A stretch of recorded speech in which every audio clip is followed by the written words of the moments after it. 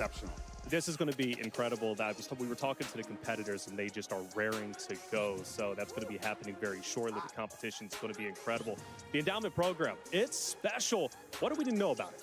So the Call of Duty Endowment helps U.S. and U.K. veterans find high-quality careers by supporting groups that prepare them for the job market and by raising awareness of the value that vets bring to the workplace. And overall, man, that's a big job. How is it going for you and your team? Yeah, it's going great. Through support from the Call of Duty community and our partners, the endowment has placed more than 130,000 veterans into high-quality jobs since our founding in 2009.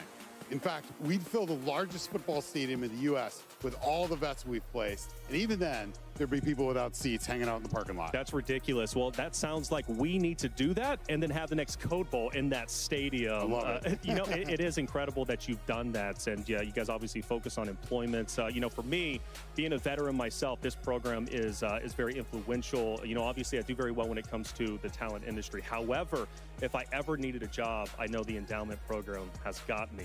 And that's a beautiful thing. Yeah, no, the endowment is here for our fellow veterans every single day. Through our amazing grantees, we're here to do that kind of life-changing support that will get them. Let's watch this. Into high-quality jobs. And you're the perfect person.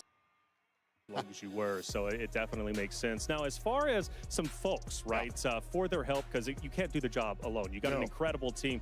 Who do you want to shout out, at least who have helped you with the endowment program? Yeah, we could not do this work without the incredible support of the Call of Duty community, as well as our partners at Activision Blizzard, USAA. By the way, amazing that it's their 4th time presenting this event. Absolutely. As well as Monster Energy, Through Dark, Corsair, and Pilot Company. Yeah, USAA is great. I personally have been using USAA for as long as I can remember because my dad was in the military. My stepmom's still in the military. I was in the military. You've been using USAA. Don't want to call you out, but for quite a while.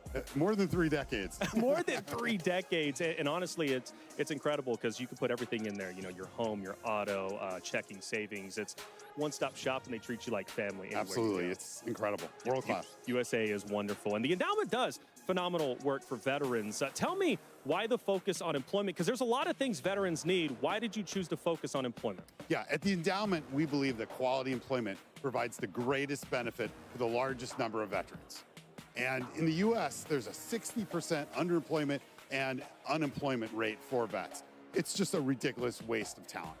Also, if a vet finds a high-quality job upon re-entry into the civilian life, any other challenges become much more manageable. A good job means roof, food, healthcare access, social interaction, and maybe most importantly, a sense of purpose. I got to say it, you can't survive without a job. It's hard to do anyways if you do so, unless you just live out in the wilderness, which I do not suggest, but some people Well, you were an Army guy, you're comfortable with that. And you know what, I can go out there, pitch it in, and be all right, or sleep in a foxhole. Us Navy guys like air conditioning. Shout out to the Navy out there. Hey, but how can veterans, right, if they're seeking employment, how can they get support from the endowment? Yeah. If you're a veteran looking for help finding a job, or maybe you're one of those many veterans who are working a job below your skill set or your experience, reach out through our website, callofdutyendowment.org/support. You're 2 to 3 times more likely to land a meaningful job if you get help with simple things like resume writing and interviewing skills from professionals. And you should never, ever, never, ever pay for these services. That's our job.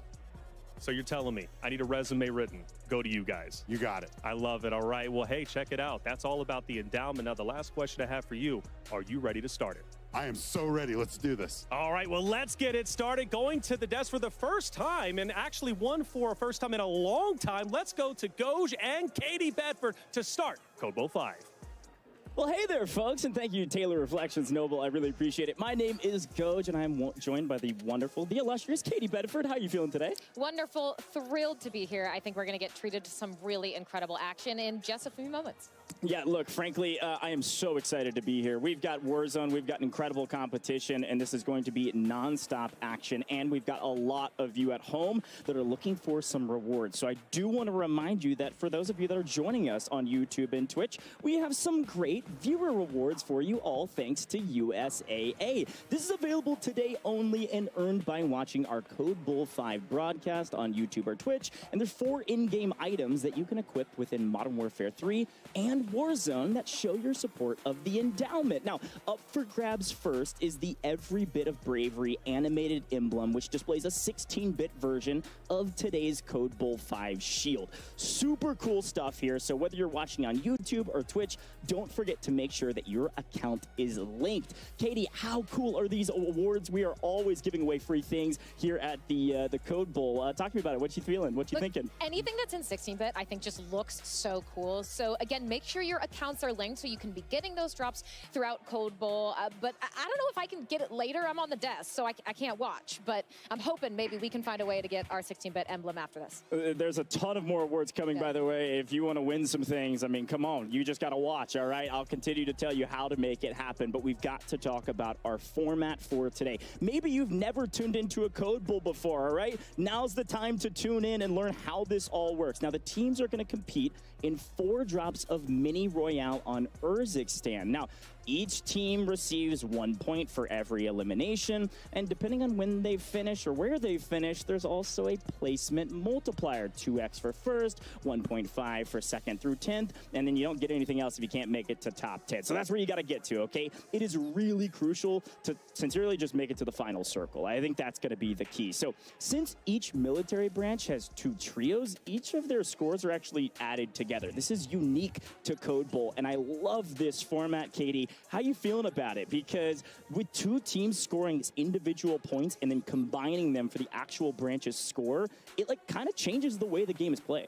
Oh, it fundamentally changes it. Not only do you have to make sure that you're not taking out other members of your branch on those other teams, but with a mini royale setting, you are going to have to be lightning fast in your decision making, your rotations, everything that you're doing. But I agree, having 2 different groups from each branch, it's going to get a little bit mixed. I don't know if they're actually going to try to work together or if they just see somebody, they're going to take some shots.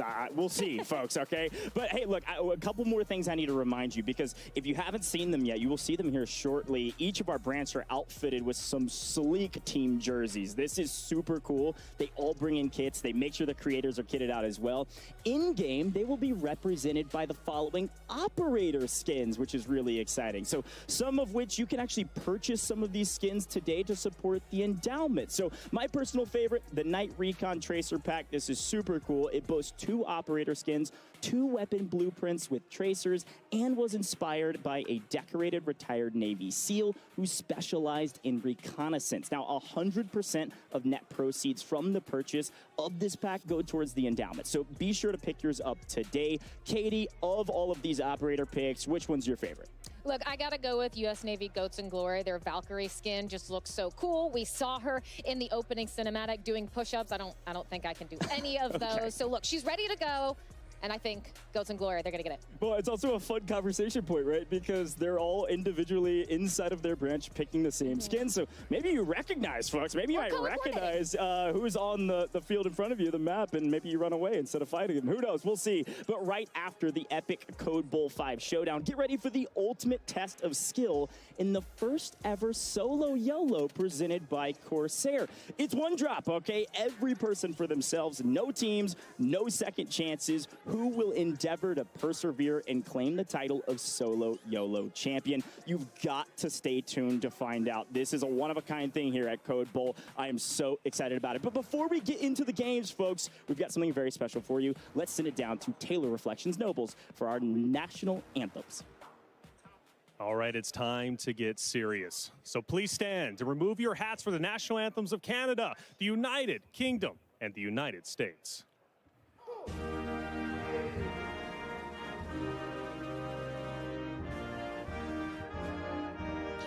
So hard.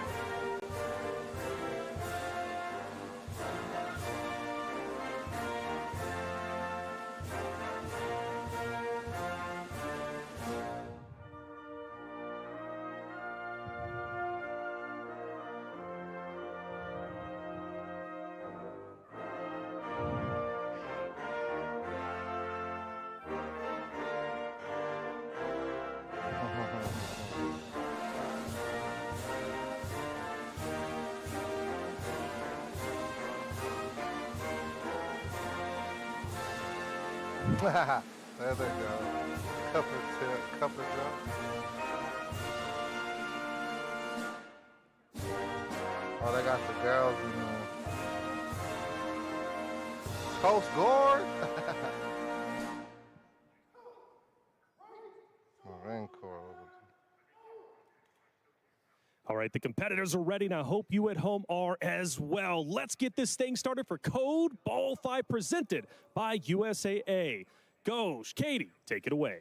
Thank you so much, Taylor. Reflections Noble. What a way to start this thing off, folks. We've got a lot to talk about, Katie, but we've got to start with the trophy. Are you kidding me? The branch today with the most points after 4 drops is crowned the Code Bowl champion and will take home this incredible piece of hardware, the Code Bowl 5 trophy. Now, just look how incredible this trophy is, Katie. Talk to me about it.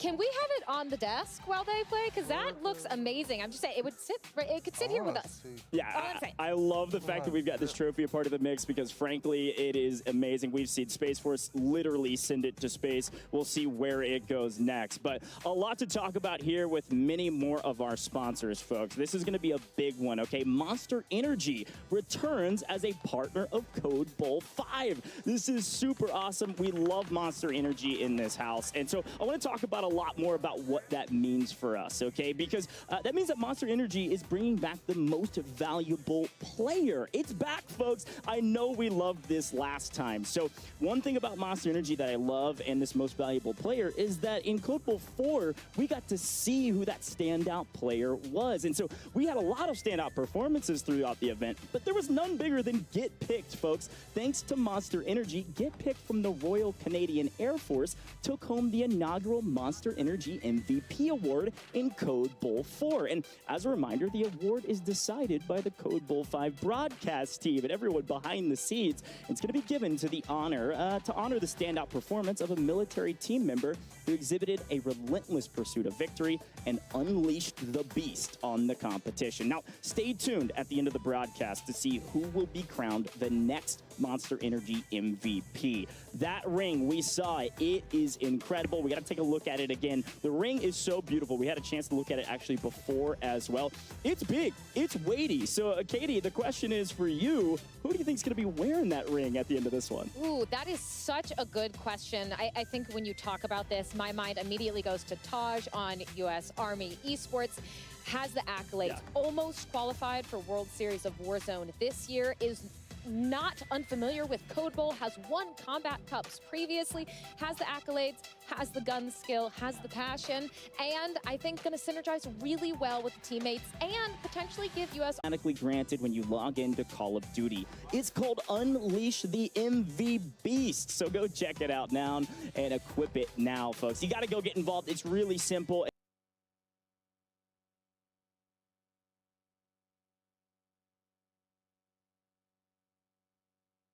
Tips and tricks here on the desk. Now, Katie, it's time to talk about the game. It's time to talk about the players. We've got a lot we can discuss. It's mini Royale trios. This is a lot on the line for these players and a little bit of a new format if they're used to competing. Yeah, I think that's a great point, right? Something we've already touched on is that you need to be much more efficient with your time management here. Mini Royales, you're already starting with circles having closed, and you've got to not only do that, but coordinate where the other half of your branch is. There's going to be a lot happening, but I think for these teams, they're used to making snap decisions like this. I think they've been in this environment, so I'm not too worried, but I think it's going to be a lot of fun. However, it's going to be something like those multipliers code. Yeah. That's really interesting because 2nd through 10th is a wide range. You've got to get a multiplier. I just got to say it. Look, looking back on the historical performances of a lot of these teams, we're looking at about 25 points is needed. Yes. As an entire squad. So this is 2 trios combining. Remember, folks, they're combining scores at the end of the day. So ideally, you're the last 2 teams left. I mean, that makes it super easy. But at the same time, it's like, hey, this is a good opportunity to, like, work together if you can. Or at the very least, just slay out and make sure you get that multiplier. But I also want to remind folks of last year, right? Last year was a big year of firsts. I think this is such a fun conversation, is that the very first year for Canadian Air Force, they also win, the Royal Canadian Air Force wins the whole event, which is crazy. We had our very first Monster Energy MVP get picked from that, so a big year of firsts. And then also, we had our very first women winners with Miss Whiskey, Smixy, and Natasha all on that squad. It was a huge year, and I'm excited to see what happens this year. Well, I think there's so many cool storylines, the ones that you've laid out, but also the fact that we have yet to see a branch in Code Bowl go back to back, get that two-peat. They could definitely do it now, get picked back in action as well. So yeah, the talent is definitely stacked. I'm really excited to see how they do. But of course, we can talk the talk about these players, but they're going to have to drop into Urzikstan and be able to walk. Yeah, well, let's talk a little bit more intrinsically about Mini Royale Trios. I think this is such a fun game mode, and it's one of those game modes, frankly, that you really have to adapt. If you all have never played it before, it's about a 13-minute game, maybe a hair longer, and so it's very, very quick, and you basically have a section of the map that's in the gas at the start. Like, when the plane line's flying, you can't even access it. So this is less planning drop spots. Where do you want to go? Where are you most comfortable? It's about adapting and thinking on your feet, which is frankly what a lot of our military service members have to do in the real world too. So I think there's a lot of advantages there, but it is going to provide a lot of chaotic style of gameplay, which we love in the booths when we're casting it. Yeah, chaos is a ton of fun for us, probably not for a ton of these teams, but I think you said it, right? You're going to have to be very efficient with decision making, with looting as well, to get your team fully kitted out. And if you are flying back in, if you have to hit a regain coach, that is going to be exceptionally difficult, considering Mini Royale, that gulag closes way faster. You're just not going to have a lot of time. Resources will dwindle as the game goes on. Yeah. But I think, hey, they all know what they're up against for these 4 matches. I think they are prepared. I'm sure that they've been practicing, so I'm really excited to see if they've got what it takes. Yeah, I am too, and I was looking back at some of the score lines. I mean, traditionally, you're kind of looking at this point for about 100-ish points to win it all, okay? Space Force did a pretty good job of that a couple years ago. We've had a shifting of formats. Royal Canadian Air Force scored 111.5 points overall last year, and this is a big tally. You're averaging at about 28 points or so per game. Again, we talked about this a little bit before. This is where you have to think about, how do I earn those points? Because we talked about the multipliers, right? 1.5 for 2nd through 10th. That's a nice boon. The 2x multiplier is massive, but if you didn't know how math works, you gotta have kills for that to mean anything, right? So I feel like that was a personal attack. We are looking for eliminations, okay? We've got to find points. When you get to the final circle, you might win it all with 4 points or 4 kills, and that's only, what, 8 points if you win, or 6 if you get second. So it's just not enough to really get you at the top of the leaderboard. So we're looking for some high action gameplay. Get Picked really showcased that for us last year. So we're looking for a repeat of that, maybe even from Army. Let's talk a little bit more about them, because you said they're one of our top squads. Talk to me about that team a little bit more deeply and what they bring to the table. Of course. So we've got Aiden, who's on the creator side for this U.S. Army esports team, alongside Taj and Quay. Now, Taj and Quay, they've played together before. They were the duo that did almost qualify for World Series of Warzone this year. So they have the synergy. Aiden, historically, is one of the most aggressive Warzone players of all time. So I'm not worried about their slaying potential, Goj, at all. Sometimes Aiden can get a bit too aggressive. So I think if they can reel that in and keep that momentum throughout all these matches, they have the potential to really take this home. And we know, we talk about gun skill, but chemistry is really important, perhaps harder to quantify. But when you're used to playing with each other, that communication is much more efficient. And when you don't have a lot of time, efficiency is the name of the game. Efficiency is the name of the game. I think communication is going to be a huge piece of this, right? The only way you can really adapt as a trio is if you communicate well. So I'm looking for good IGLs. And who comes to mind for a good IGL in this instance? I'm looking at U.S. Air Force. Iceman Isaac back with the Air Force. Of course, he was an aviator. He was a military service member, retired now, full-time content creator. He's playing with acquainted AQS and Trounced, and I had a chance to talk to both of them before this broadcast. We were lurking around talking to all the players. They were super excited to compete, but this team in particular for the U.S. Air Force has a lot of history together. Let's take a look at them. This is a fun one because acquiesce, he was talking about how he was returned to Code Bowl after missing last year, but he had a strong showing in 2022, and he's actually been playing with Trounced for the last 2 years. Yes, he's only 24 years old, but he is an aviator like Isaac was, and he told me that Trounced is one of the best support players out there, incredibly smart, and he's been playing Call of Duty since its first release back in about 2003. Wow. So talk about an IGL with Isaac in the mix. We've got to watch out for this trio, but also the U.S. Air Force in general. Well, I love when you talk about a support player. They are so important in trios in Warzone, whether you're on the big map, Urzikstan, or you're in Resurgence. That anchor player that can let you go forward, maybe be more hyper-aggressive. They can have those call-outs. They can have that wide view of everything that's happening around you. And oftentimes those support players are a bit more selfless in how they play, right? Yeah. They are going to create lanes, create angles, and create opportunities for their teammates to capitalize on. So I think that's an excellent shout. And Iceman, I mean, one of the best IGLs you could ask for. And talk about composure. You're not going to get someone more composed than him.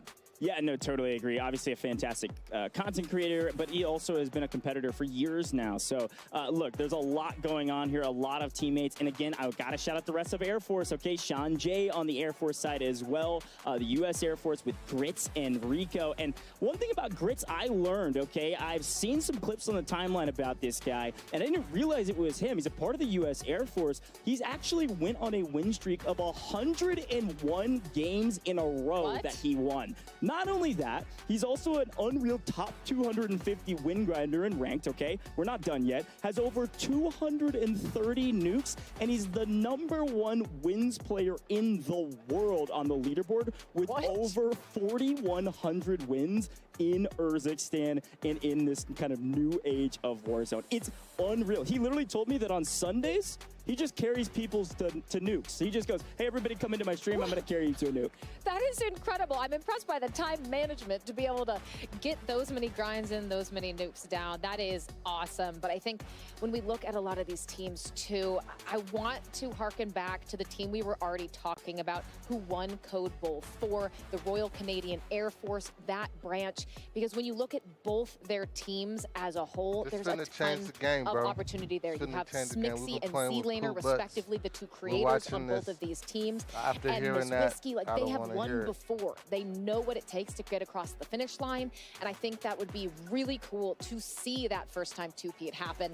But, of course, there you can see them on our screen. Miss Whiskey, Smixy, they are winners. And when you take a look at It's D-Low, they all played together last year, won map 3. So, look, they have that chemistry we talk about, and they're going to be exceptionally familiar with this map, too. So they might not know where they're going to be able to land at first in Mini Royale, but they're going to be able to adapt. Well, what's incredibly impressive about this team as a general team is that on the other side of the Royal Canadian Air Force, you've got Get Picked, who of course was our MVP, all courtesy of Monster Energy last year, but Libram also a fantastic player, and they were slaying out. Now, they were playing with Natasha, and they won it all. This year, they're playing with Z-Laner, retired from the competitive scene, now is coming back into the competitive scene, just all across the board, front to back. This is one of the strongest cohesive team rosters out there, and I think that's what's really exciting. I'm looking forward to seeing Z-Laner get back into the mix here with some competitive, gameplay. And I was talking to this team, and they said, we know that every team has a target on us. We know that every team's coming for us. Every team wants to beat us,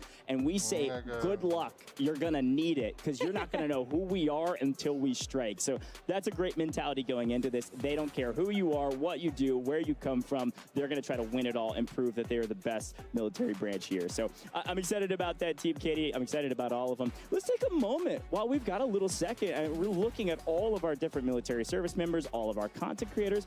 I would love to talk a little bit about the meta. Let's talk about what weapons we might see. The sun's shining, Katie. We've got it right on us because we're about to get into the first drop, and we know it's going to be a banger. So let's talk about some of those those metas. Of course, we see the STG. Of course, we're seeing the static. This is all kind of what we know and love, even with the most recent updates. But snipers, we might be seeing some big snipes today in Mini Royale, Katie. We definitely could. I'm trying to take a look. The moment you said snipes, I said, what team is Breadman on? That's right. And he is, of course, with the U.S. Coast Guard. So Breadman going to be probably one of the most famous creators here for sniping in particular. And that could be such an impact considering how tricky it's going to be for these teams to regain once that drop happens. And, well, that might be exactly where we are. Here we go. All right, folks, we're about to drop into the very first map of Code Bowl 5. Come on. Could not be more excited about this one. So get ready for our very first drop. Our players are about to load in. Again, this is going to go very quick. I want to remind you, Mini Royale Trios on Urzikstan. This is about 13 minutes, maybe a little bit longer. I don't even know if you have time to blink. Lean forward, get close to your monitor, and cheer on your favorite team. And I got to say, these operator skins are looking so good. Yeah, those look incredible, but I agree. I expect to see noses against monitors. That's how close, that's how far I want them leaning in for drop number 1. Keep in mind, there's just 4 drops before the solo YOLO, so you have to make every single moment count. You might have time for maybe one mistake, but that's it. Yeah, it may be one mistake. We are going to make sure all of our players get in there. You did get a sneak peek, by the way, much like last year. We do have Codcaster a part of today's broadcast. So you're going to see some X-ray. You're going to see some over-the-camera or over-the-shoulder shots like this. But when we're in-game, you're going to be able to see a lot of things. So we're going to be able to show you map views over the shoulders. We're going to be able to show you some X-ray through the building. It's going to be a lot of fun. So you're going to want to make sure you stay tuned in. And don't worry, folks. I'm going to keep reminding you all day. There's a ton of more viewer rewards coming your way. I know you're asking for it in the chat. I see you. Don't worry. They're coming your way very, very shortly. Katie, we mentioned snipers. It's worth mentioning this is not our ranked playlist, which means our snipers, they one-shot headshot, and it's going to get nasty real quick for some of these snipers, okay? So not only Car 98s, maybe some mores, but here's a quick look back at those viewer rewards. All right, we're rhyming on the broadcast too. Come on. That animated emblem, that's one of the things we talked about. That's what's available right now, and these are the rest that are coming down the line. Far out flexing loading screen. These are all incredible. And I love the 1990s nostalgia, Katie. I love it. I don't know if some of our viewers are going to know what that please rewind weapon charm is if they were born outside the 90s, but I do. It's near and dear to my heart, and I think they look great. There's just a ton of color there across those emblems and all the other rewards. A lot of cool loading screens, etc. So make sure you get your hands on them. Make sure your account is linked so you can get those rewards as all of our players get prepared to drop into map 1. And I can tell. I mean, you can just see their body language, how they're talking to each other. They are so excited to get started. Yeah, and as per the usual, we want to make sure that every single player gets in, and we've got a nice even playing field, so we're going to make sure they all get in, then we're going to take the drop. So gave you a little bit of sneak peek there, and of course, I'll remind you when we're dropping in to just buckle in because it's going to go quick. Now, I will say I love our camera operator right now because Zach the OG, we got to talk about Zach, okay? This is a fun guy to talk about for a couple of reasons. One, Zach the OG, I actually met him in person at a small local LAN. This is like before both of us were competing or commentating way back in the day. I'm talking like 3 years ago, Katie. It's ridiculous. He was in Kansas City. This guy, super cool guy, but also has competed in a number of Code Bowls. He's a multiplayer grinder, but he told me he's retiring. This is it. This is his final send-off. Playing with the U.S. Marine Corps. This is an opportunity for Zach the OG and his team to go out with not only the sun shining on them, but sun shining on their backs as they go off into the horizon. Because he will be retiring after this competition from competitive. He said, there's a world where maybe I come back, but for now, I've got family and I've got a lot of things going on. This will be my last foray in competitive. So, Zach, I wish you all the best, my friend. And of course, the Marine Corps, we want them to step up. I know some other teams are talking a little bit of trash about the Marine Corps. I think this year is their year. I mean, it's only up from here, hopefully, for Marine Corps. I think they've got a lot of room to really show out, and maybe for Zach and the rest of the crew, you know you're retiring, this is your last moment, then a little loose shoulders, you know, you're relaxed, you're not worried about anything else for future Code Bowls, so potential here for them to make a splash. But just so much talent across the board. I cannot wait for us to jump into this map and get everything started. But as of right now. Do you think they're getting nervous the longer they wait? They're like, let's get the show started? For me, like, I used to compete a little bit. I was nowhere near the talent level of even our military service members here, or of course any of our like pro level players or content creators. But like at the end of the day, I think the warm up is the thing that you're nervous about. So you're warming up, and then when you take your first drop in, all nerves go away and it's all competitive. And anytime I talk about these players and talk what they're doing, those pregame rituals, that's what they always say. They always say, like, yes, the warm-ups, I'm a little bit nervous, but that just means we care, right? That means they care and they want to win.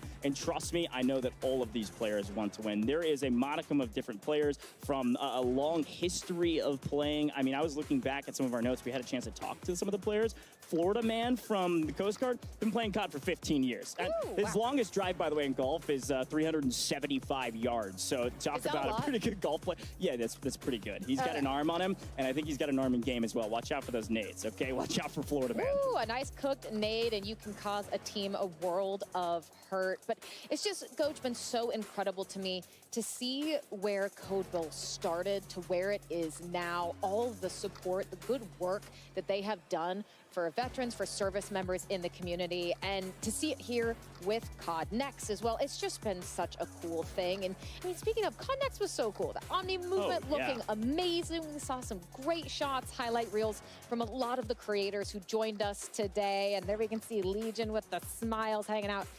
Everyone in good spirits, and well, for very good reason. Yeah, showing off all of our incredible gear, peripherals, and everything in between. Look, I gotta shout out my man Legion, all right? I've known this guy for a long time. Taylor Reflections Noble down there interviewing, doing an incredible job with Dan. Don't do it to him. Taylor was just saying nonstop, I am cheering on my Army boys. Of course, he was a former military service member himself. He was in the Army, and he's cheering on the Army boys, but he's a little worried about Legion. He said Legion is the anchor of that team, and maybe not in a good way. So Taylor's putting you on blast, Legion. I'm giving you the charge now that I know you're going to step up, and I know you're going to slay out for your team. Playing with DJX in actual, this is actually a really good squad, and here's a quick look at him. So we're about to get into our very first drop of the day. This is Actual's first Code Bowl, but I was talking to Taj, and he said, look, that guy's got a great gunny, and he's a great IGL. So Legion, buckle in, get in Actual's backpack, and let's see what you can do for the U.S. Army. Yeah, and I think actually it's something that Legion is so exceptional at as well, because I've casted him in a ton of tournaments, is that if maybe things aren't going so well, he will keep the vibes, he will keep the positivity on a team at an all-time high. He's going to have you laughing, he's going to have you smiling, and that can actually make or break a team in how they perform in later maps. There might be some frustration or things didn't go according to plan. You can see Teep there on your screen. Certainly not unfamiliar with these Warzone tournaments, but here we go, Goj. Map 1, and these skins look so cool. I know. I also just love that everybody's matching skins for their military service branch. This is such a huge boon. Yeah, Teep's going to be with U.S. Navy, Goats and Glory. Excited to see that team slay out as well. But we'll see. I think we're about to drop into this very first map, and it looks like we've got Dalt on our screen. Okay, Dalt, I see you. I've casted over you a couple times. Show me something to start things off. Folks, we are dropping into our very first map of the day for Code Bowl 5. We're going to be tuned in to Iceman Isaac to start things off with our U.S. Air Force. I am so excited to get into this one. Remember, this is mini Royale trios. You will not have a lot of time to work through this map. That gulag is going to close at the end of the second circle. You do not have time, and well, Lucky might actually have a little bit more time. We're gonna swing back. Look, they can't get enough of us, Goj. We're gonna chit-chat a little bit more, but here's the thing. Here's the thing. This is a great way to get the nerves out, okay? I'm liking this, all right? Because look, we talked about the warm-ups. It's a little nerve-wracking. You drop into the first map, and then it will slowly fade away. Got a chance to reset there to make sure all of our players are good to go. So we want to make sure it is as even as possible. And while we do that, we are going to head to a very short break, but don't go anywhere. Drop one for Code Bowl 5 right around the corner. Is brought to you by USAA. USAA's mission is to serve the military community and their families wherever they may be. Come learn more at usaa.com/gaming. Corsair. Experience the world of Call of Duty with Corsair, the official gaming hardware and peripheral partner of Call of Duty and Call of Duty Endowment. Visit Corsair.com/Call of Duty for more information. Monster Energy. Starting September 1st, head to callofduty.monsterenergy.com to see how you can earn bonus in-game rewards for Call of Duty Black Ops 6. And Pilot Company. Starting October 27th, Pilot Company will be partnering with the endowment for the 5th year in a row. You can round up your change in-store at checkout with 100% of funds going to getting vets into high-quality careers. Through the partnership to date, Pilot Company and the endowment have helped over 7,150 vets gain meaningful employment. If you head into any Pilot or Flying J location, you can join in on the fight to help get our veterans back to work. It starts here, in moments like this, right here, right now. Operation Mend UCLA Health are an inspiration in taking care of the brave men and women who have served our country. It provided a blueprint to grow as a person, to grow as a family, as a father, and a member of my community.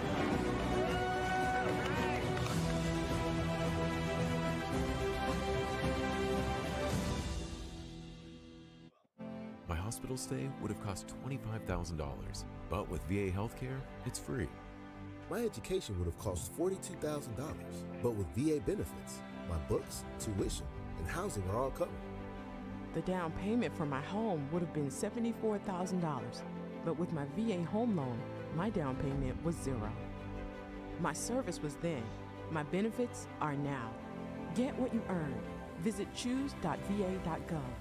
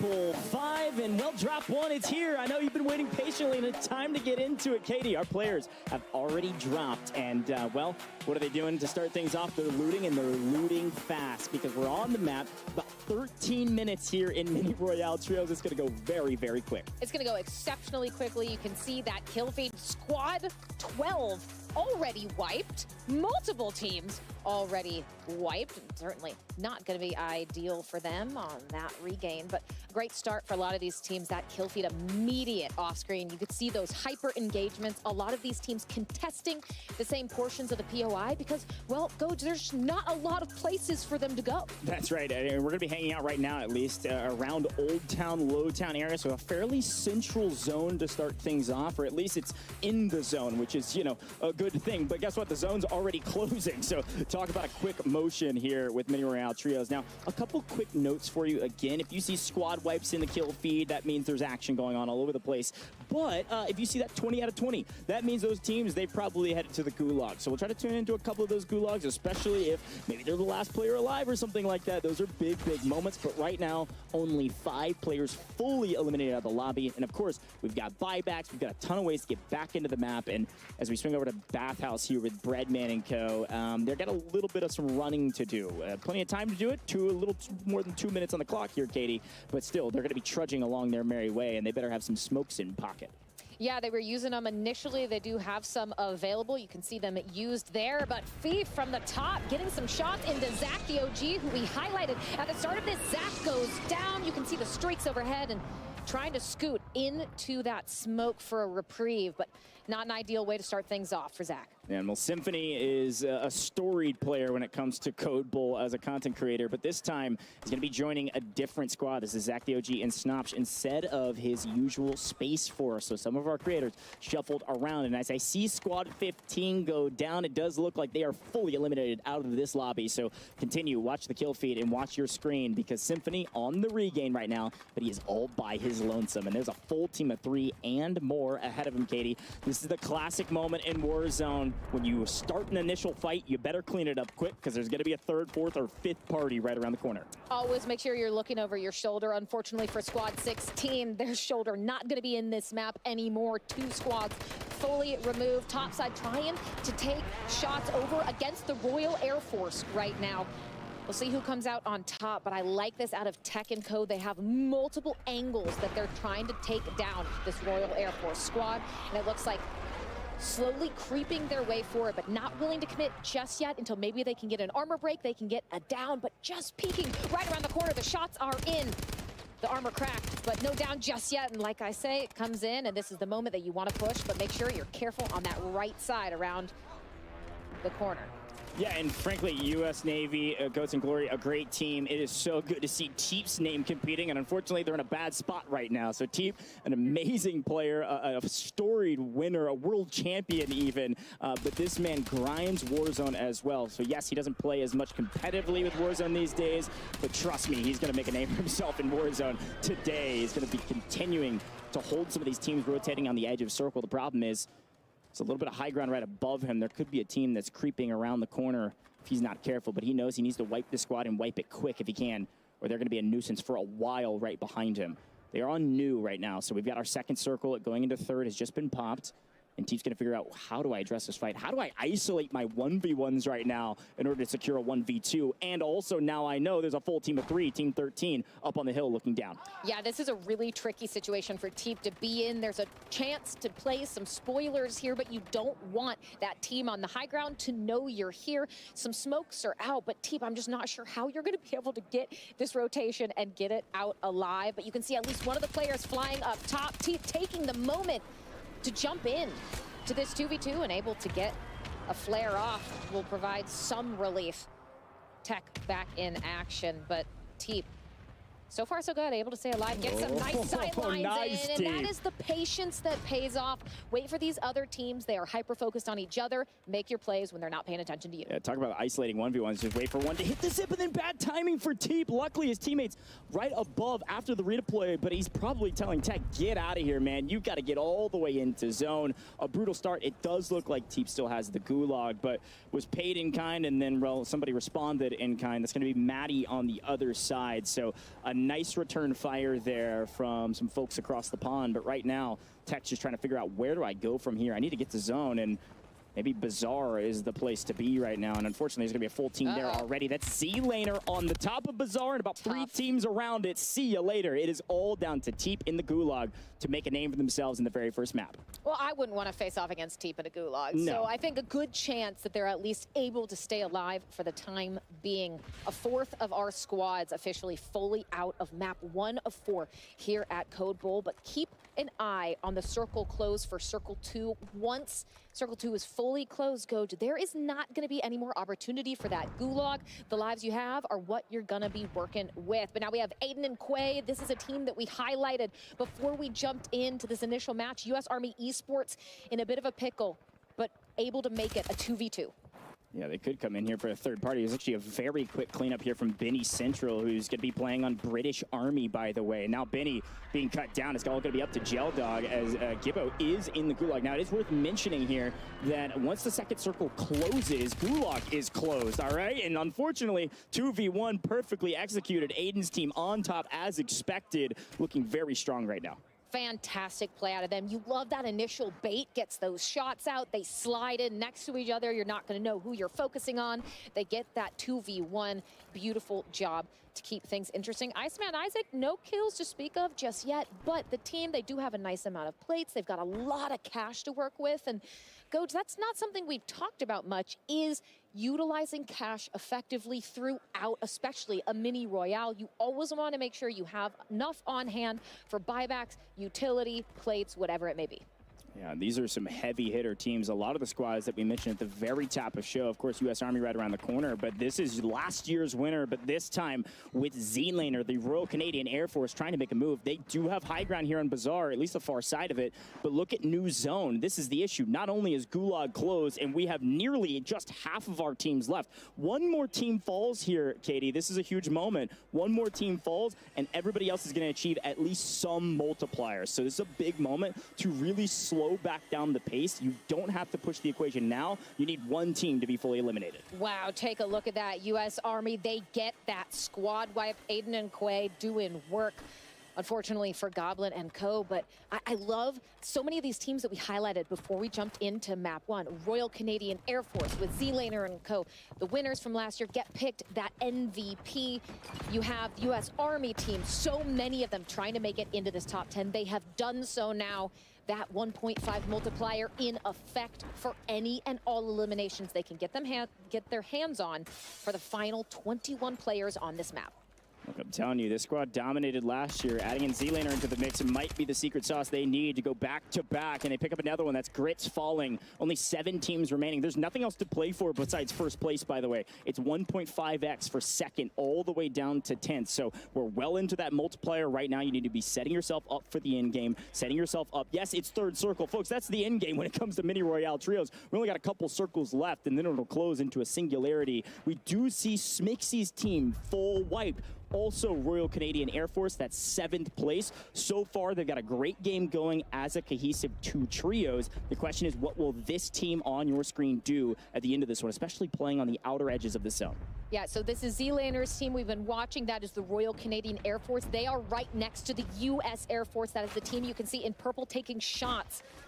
Acquiesce and Co. And this is the engagement we were waiting for. Shots in, but the smoke providing the cover necessary for the Royal Canadian Air Force to make their move and get out of their line of sight. Top 5, Katie. We're into the final 5 teams. And again, a couple squads favoring kind of middle of zone right now, where these 2 squads are favoring the outer edges, kind of reap for kills. Right now, Acquiesce, Iceman Isaac, they have 0 to their name. They have little to no kills. C4s are in. Unfortunately, they can't get anything going with them. Iceman Isaac with a huge flank, picks up one. Looking for the second, can't find it. In trouble with the mortar and everything in between on his head. See you later, get picked, I believe, fully eliminated. No!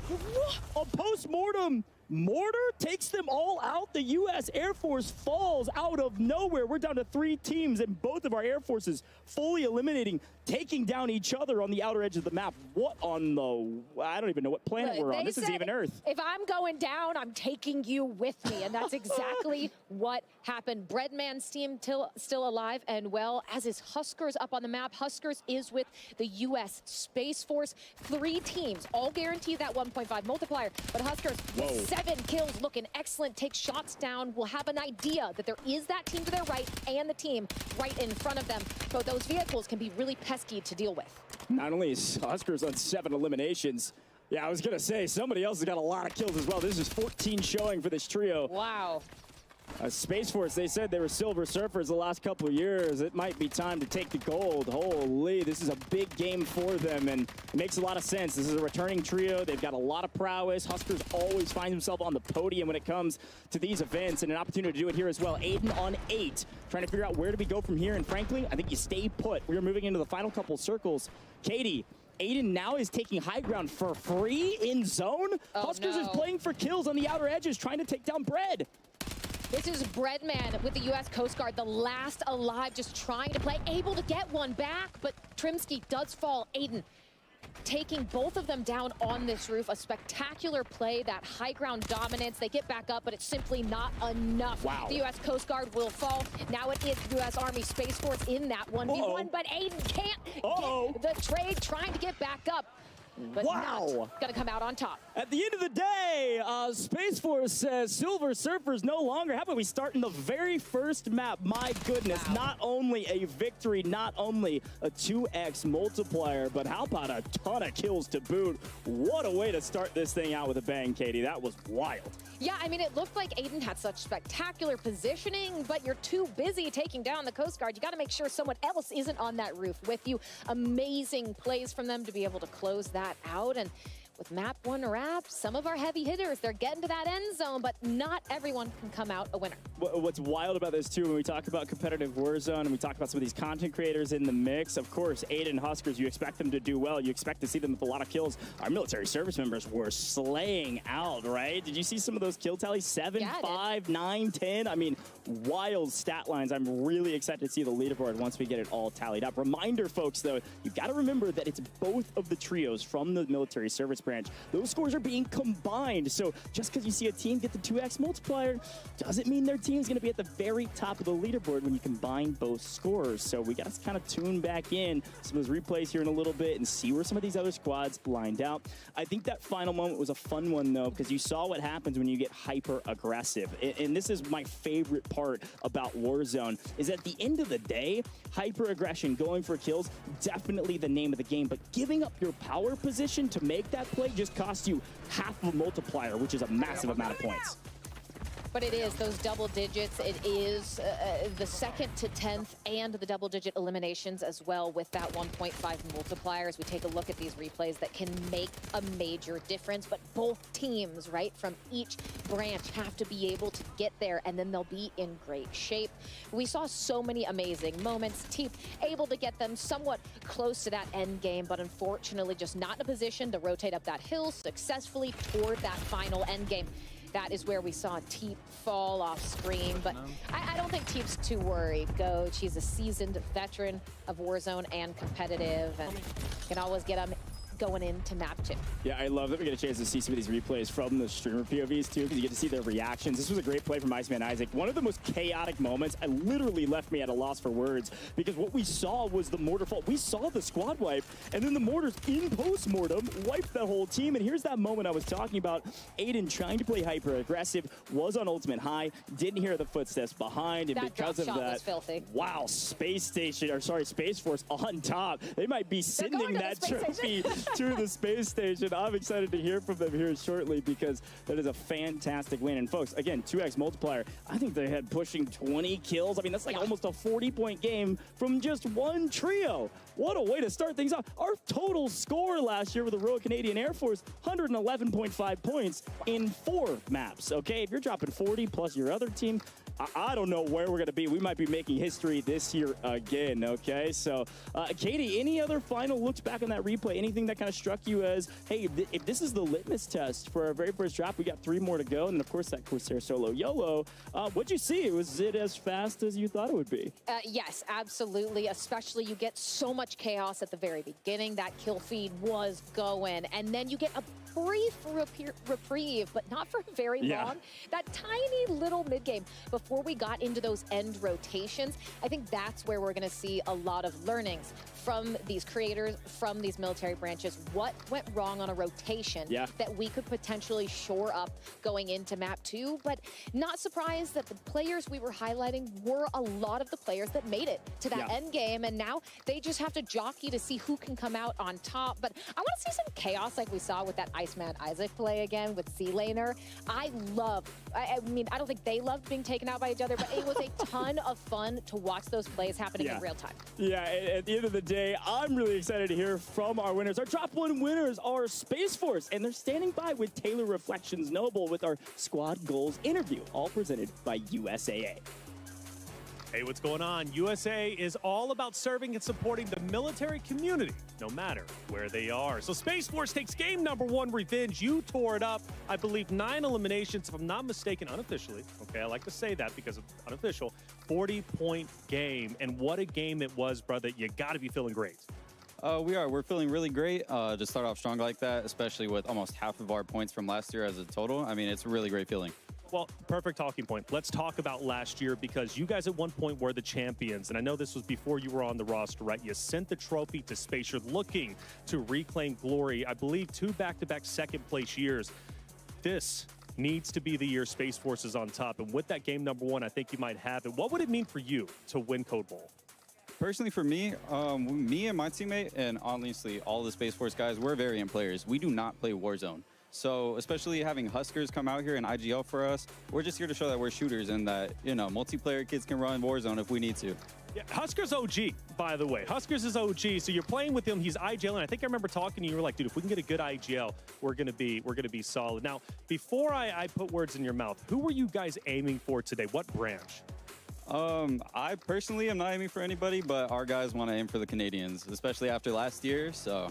They took it away from you guys. Yeah, so I heard a lot about Army, too. Quay, Taj, Aiden, they were in the final zone, and they were putting up one heck of a fight. I remember talking to production, people like, who's going to win? I was like, oh, Army's going to win. Then all of a sudden, Space Force, you guys are winning. Talk to me about those final moments and what the comms were like and how you guys got to the victory moment. So it started when Huskers wanted to take over the little barn or whatever that we were in. So the moment we took over the barn, we knew there was kids behind us. We knew there was LTVs, you know, people with armored, and we kind of got pinched to start off. So I think really challenging the kids behind us with the smokes and just obviously squad wiping them, and then kind of having everybody focused on the bottom barn where my 2 teammates were, and just having me flank out, go up top and get Quay off the roof, I believe it was. That really saved the game, because if we had to fight somebody on the roof like that with all the smokes on the ground, it might not have gone that way. I was watching it. Quay was up there, and I was like, this has to be a 1v1. He wins. He doesn't. Unfortunately, I'm an Army guy. Yeah, look, it is what it is. But, hey, he doesn't win that fight. You guys do. Tremendous game. 40 points. Should put you around first place. You have 3 more games for regular before we hit our solo YOLO. What's the game plan moving forward? Because, well, the job's not done. That's correct. Job's not done. So moving forward, it's really just listening to Huskers. I mean, he's obviously IGLing for us, where, like I said, multiplayer kids, we don't have the game sense that he has. So we just shoot our guns straight like we did this game. We're going to make a run. That's Revenge from Space Force. Multiplayer, hey, he grinds it. Warzone, maybe not as much, but Huskers is leading them to victory. Space Force is looking incredible. Hey, thanks so much for joining me, brother. I appreciate you. Good luck in your next games. Let's send it back to Goj and Katie at the desk. Thank you so much, Taylor Reflections Noble, and thank you to Revenge. And that was our Squad Goals interview, all presented by USAA. Along with award-winning service, USAA is known for squadding up with the military community so service members and their families never have to go solo. I'm so impressed with what this team was able to do, Katie. I'm so impressed with Space Force. Look, we talked to them before, and they were touting that they knew they were going to win. They said, we're the best team here, we know it, and we got to prove it. Look, they had a ton of confidence, and it has paid out for them in map 1. I loved a little bit of the multiplayer sass coming in. We don't have to play Warzone to beat everyone at it. That's exactly what they did. And when you get confidence like that so early on, Goj, you realize it with an early win and a massive point total, you're going to be feeling great. Yeah, here's a quick look back at that final moment, by the way, actually from Revenge's POV. I love that we got a chance to see this. Such a cool moment to not only take ultimate high ground, I'm assuming that was an IGL call, but he's right. He can shoot his gun straight. My goodness, taking down a heavy hitter like Aiden, definitely not a small feat. You got to congratulate yourself for that. A couple other notes here, by the way. This team actually just won the AFG SFG CONUS LAN that the Air Force put on, and of course Space Force. They just won a LAN, and they came here and hey, we know we're the best Air Force team with Space Force in the mix. I mean, we're the best team here. Let's finish this thing out. Let's close it out. And they're starting off with a bang in the very first one, Katie. Do you think, based on map 1, we're going to see other teams gunning for Space Force after that? Yeah, I mean, of course. I think especially with our operator skins, if you see it, you know.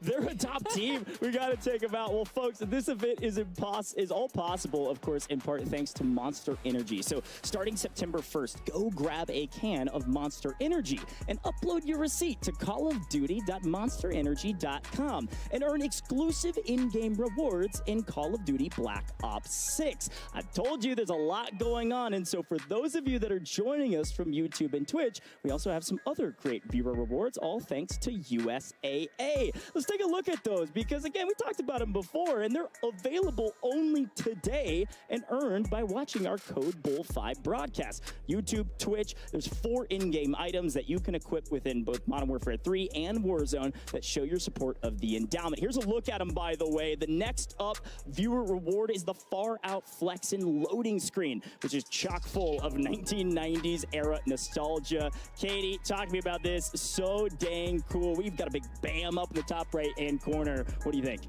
This is so awesome. This is probably my favorite, this Far Out Flexin' loading screen of all 4 offerings. They are all amazing, and of course, that's why you're here, to get these and to watch this gameplay. But the loading screen in particular, I would be throwing that on. I think it looks great, and the fact that you can get that for sitting back, watching some crazy gameplay and hanging out, that's awesome. I totally agree. Well, folks, up next, we have the world premiere for the Call of Duty Endowment's first mobile exclusive pack for Call of Duty Warzone Mobile. You gotta check this out.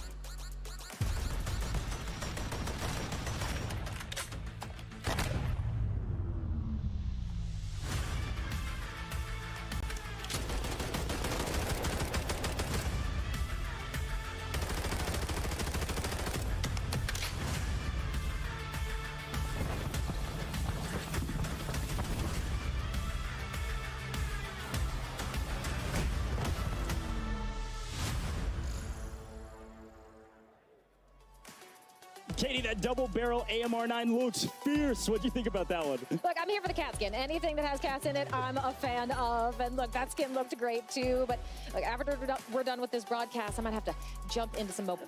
Well, folks, you could be the first into battle and the last one standing while honoring U.S. and UK military veterans. The Call of Duty Endowment Futura Fury Pack is currently available as a Call of Duty Warzone mobile exclusive, containing 2 blueprints and much more in Call of Duty Warzone Mobile. 100% of Activision's net proceeds go to the Call of Duty Endowment. We have a very special giveaway later on in the broadcast, too, where you'll earn your own chance to claim one of those 25 free Call of Duty Endowment Futura Fury packs. So you don't want to miss this. It's incredible. I love it thus far. Katie, any other final notes about this Futura Fury pack? Because I know you're just trying to get your hands on it as fast as possible. Yeah, all of them, because we're here on broadcast, I want all the freebies. Or like, can I get one of the 25? I don't know who I got to talk to, but definitely make sure you're getting your hands on that. Looks exceptional. They really did an amazing job. They totally did. We've got more coming for you here shortly. Don't go anywhere. We're going to have a very short break, but when we come back, Drop 2 right around the corner. Bull 5 is brought to you by USAA. USAA's mission is to serve the military community and their families wherever they may be. Come learn more at usaa.com/gaming. Corsair. Experience the world of Call of Duty with Corsair, the official gaming hardware and peripheral partner of Call of Duty and Call of Duty Endowment. Visit corsair.com/Call of Duty for more information. Monster Energy. Starting September 1st, head to callofduty.monsterenergy.com to see how you can earn bonus in-game rewards for Call of Duty Black Ops 6. And Pilot Company. Starting October 27th, Pilot Company will be partnering with the Endowment for the 5th year in a row. You can round up your change in-store at checkout with 100% of funds going to getting vets into high-quality careers. Through the partnership to date, Pilot Company and the endowment have helped over 7,150 vets gain meaningful employment. If you head into any Pilot or Flying J location, you can join in on the fight to help get our veterans back to work. It starts here, in moments like this, right here, right now. Operation Mend UCLA Health are an inspiration in taking care of the brave men and women who have served our country. It provided a blueprint to grow as a person, to grow as a family, as a father, and a member of my community.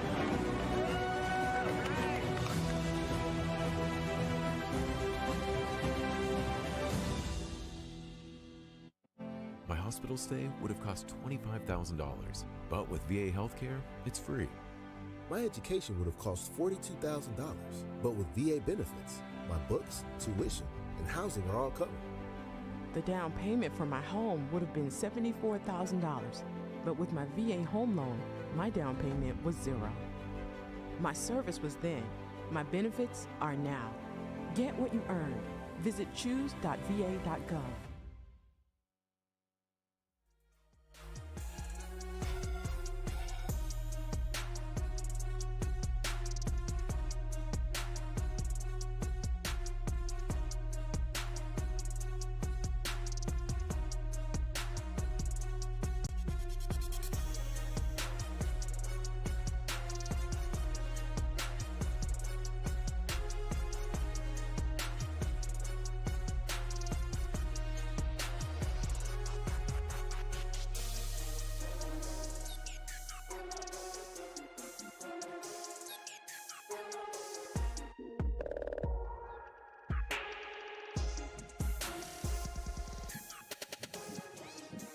Well, howdy, folks, and welcome back to the Code Bowl 5, all presented by USAA. We're just moments away from our second drop, and we've got a very special segment for you. In case you missed it earlier during Call of Duty Next, we had a very special announcement from the endowment and their partners at Through Dark, all about the upcoming Call of Duty Endowment Endeavor Tracer Pack, which launches October 25th for Call of Duty Black Ops 6. Now, the team is back for a deeper dive into the pack and more first look. So we're sending it over to former Navy SEAL and current performance capture director at Treyarch Studios, Mikhail Vega, to share more. Yeah, thanks a lot, Coach. Welcome back, Louis and Foxy from Through Dark, a British outdoor apparel brand. Hey, man. Good to see you guys again. Yeah, good. Words have meaning and names have power. Can you tell us a little bit about what Through Dark is and what does it mean to Endeavor? Yeah, so Through Dark, I mean, the name was born of our kind of special forces military heritage, where majority of the operations that we conducted were all done over nighttime, right? So it's in the dead of night. Yeah, and during our service as Royal Marine Commandos within the Special Boat Service, we endured some of the most arduous environments and hostile environments that you could ever come up against. And so we decided we needed to embrace the mantra of endeavor through adversity. So elite military unit, and it's universal and human. Everybody encounters hardship, right? Yeah.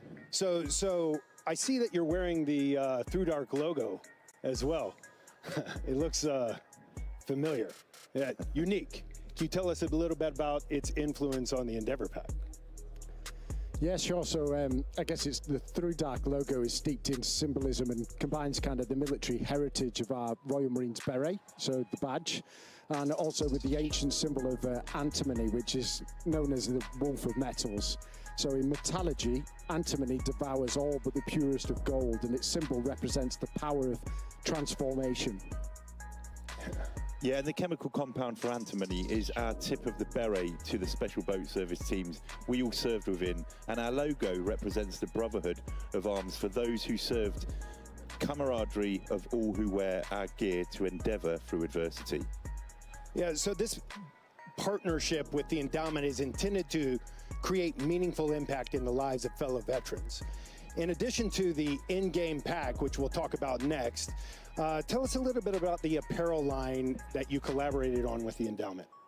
Yeah, fine. In each of our products, we blend form and function to create versatile clothing capable of transitioning from urban to outdoor environments with ease. Some of those items you will learn about more closely as it relates to the in-game pack. But beyond the game, we wanted to offer something unique to Call of Duty fans. Yeah, so launching in concert with the Call of Duty Endowment Endeavor Tracer Pack, TrueDart developed 3 unique designs. So the first design pays homage to the original swimmer canoeists of the Special Boat Service, the teams who were experts in eliminating underwater threats. This same design was used within the in-game pack, so you get to equip our Frogman to your favorite loadout. For our second design, we updated the TrueDart logo from the antimony silver to the dark green from the beret we share military lineage with. So the operator within this pack is going to wear that. While we can't yet disclose his name, he is a fellow Royal Marine Commando of the Special Boat Service. Our third design features the recently revealed Black Ops 6 icon, which is commemorating our operator's launch in the latest installment of Call of Duty. Lastly, we also have our signature TrueDart cap in Royal Marine Green, which includes the Call of Duty Endowment Endeavor Tracer Pack as a gift with purchase.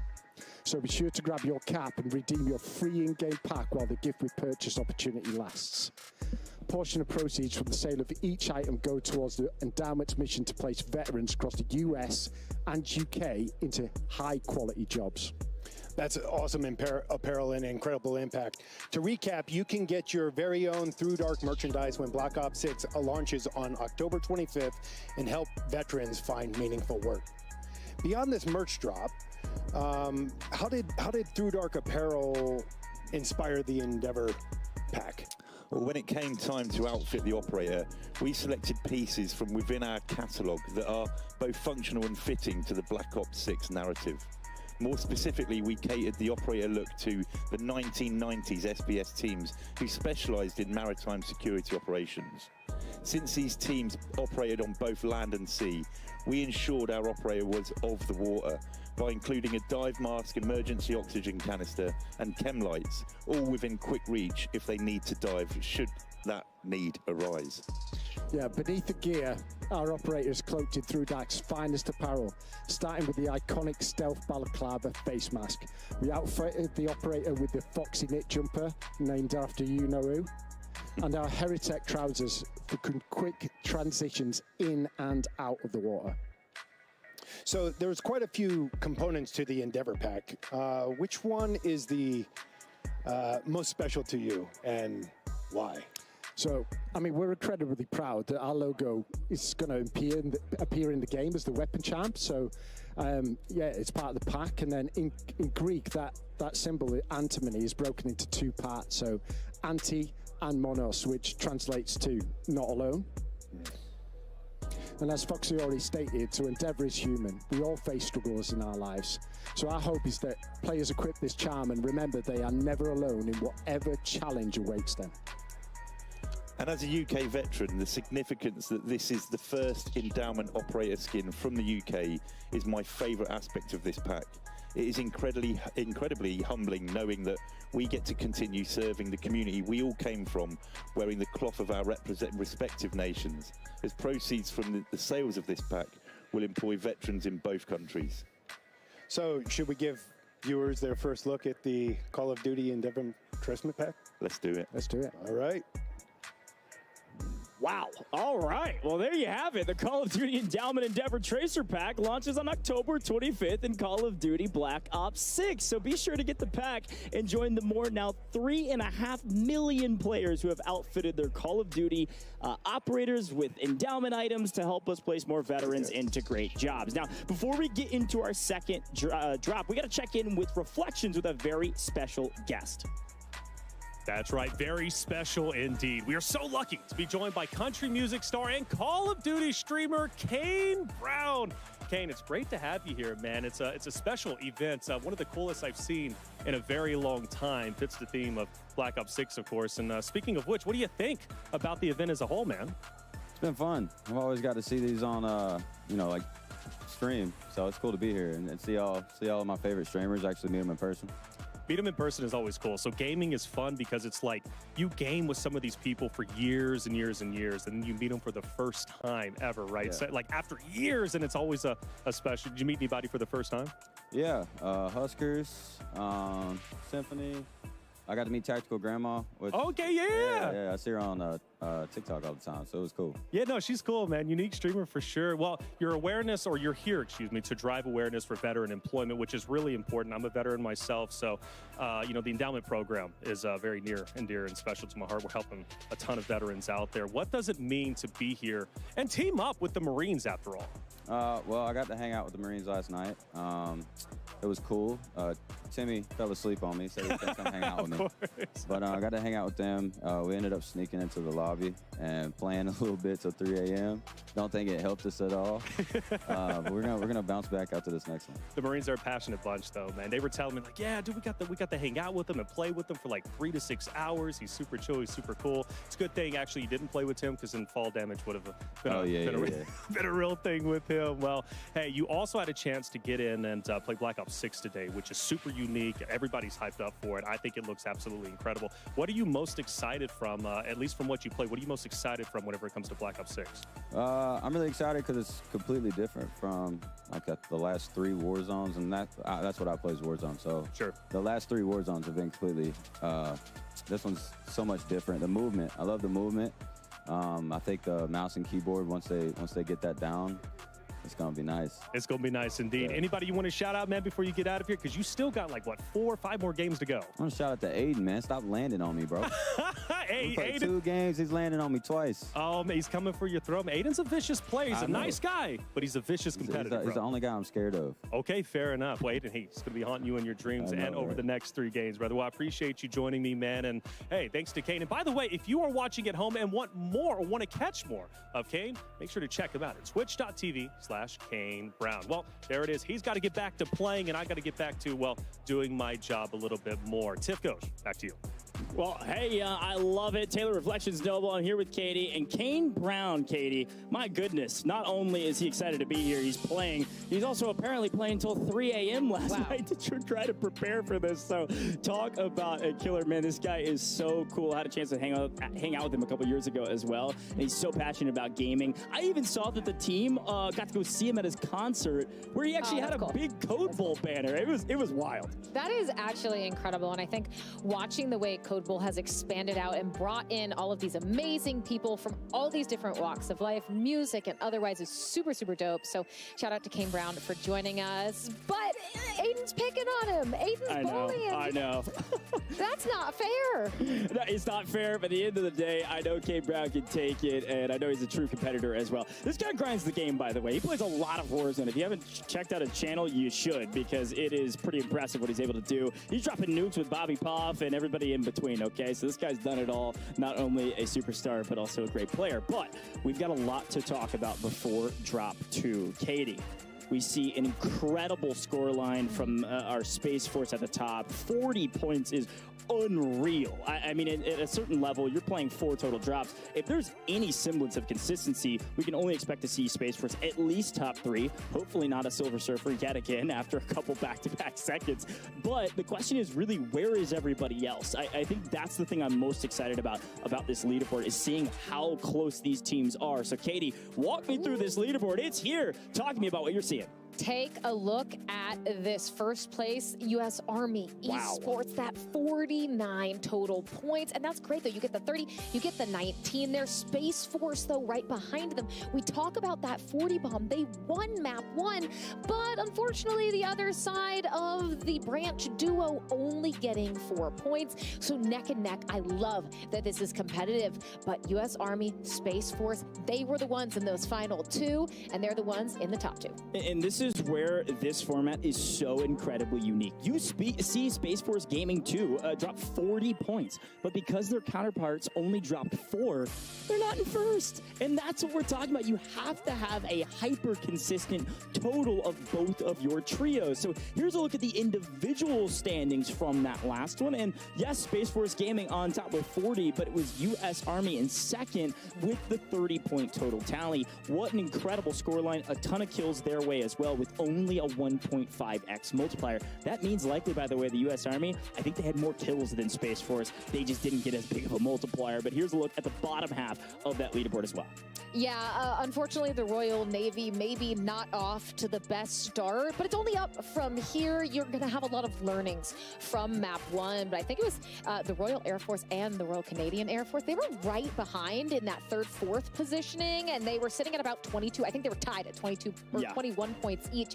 So yes, 1st and 2nd might be standouts, but they've got a bunch of other branches nipping at their heels. Well, look, I know Taylor Reflections Noble's down there jumping for joy because, well, U.S. Army, they're on top, and they're frankly doing a fantastic job for not having both teams be dominating at the end of the game. However, we asked if Legion was going to be an anchor. 19 points for your lower scoring team. That's a great scoreline as a trio. Reminder, the winners last year, Royal Canadian Air Force, they averaged around 28 points, about 29 almost, in every game as a total of 2 trios. So when you see your lower scoring team drop a 19, oh, you're happy. Oh, you're excited. You're like jumping around for joy. I mean, you're doing fantastic. So I'm really excited about that U.S. Army squad. Katie, talk to me about a couple other teams. Who else is kind of catching your eye? I mean, leaderboard be what it may, we still got 3 more drops. We've got a ton, and I really want to focus in again on Iceman Isaac's team, right? They were able to make it really far into those final circles. I believe, did they take 3rd? I'm not sure. I think it might have been they were like 3rd, 4th, fourth.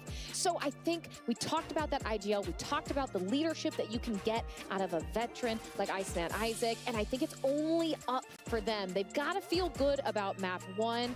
Those improvements, I think, are going to be giving the Army Space Force a run for their money in map 2. Well, I think the other interesting part is that Get Picked, right, was a part of that fight with Iceman Isaac and the Air Force. This was the Royal Canadian Air Force versus the Air Force. And in that fight, there was a moment there where they fully eliminate each other. Like, no other teams were in the mix. And that's what's most exciting, right, is you get to see moments like that. I have casted, I'm not kidding, I think it's got to be almost 200 Warzone events at that point. I don't think that I have actually seen that happen more than maybe a single handful of times. It is so incredibly rare. So as we're about to get into our 2nd drop, we're setting records already with some of the gunfights and mortar strikes we're seeing.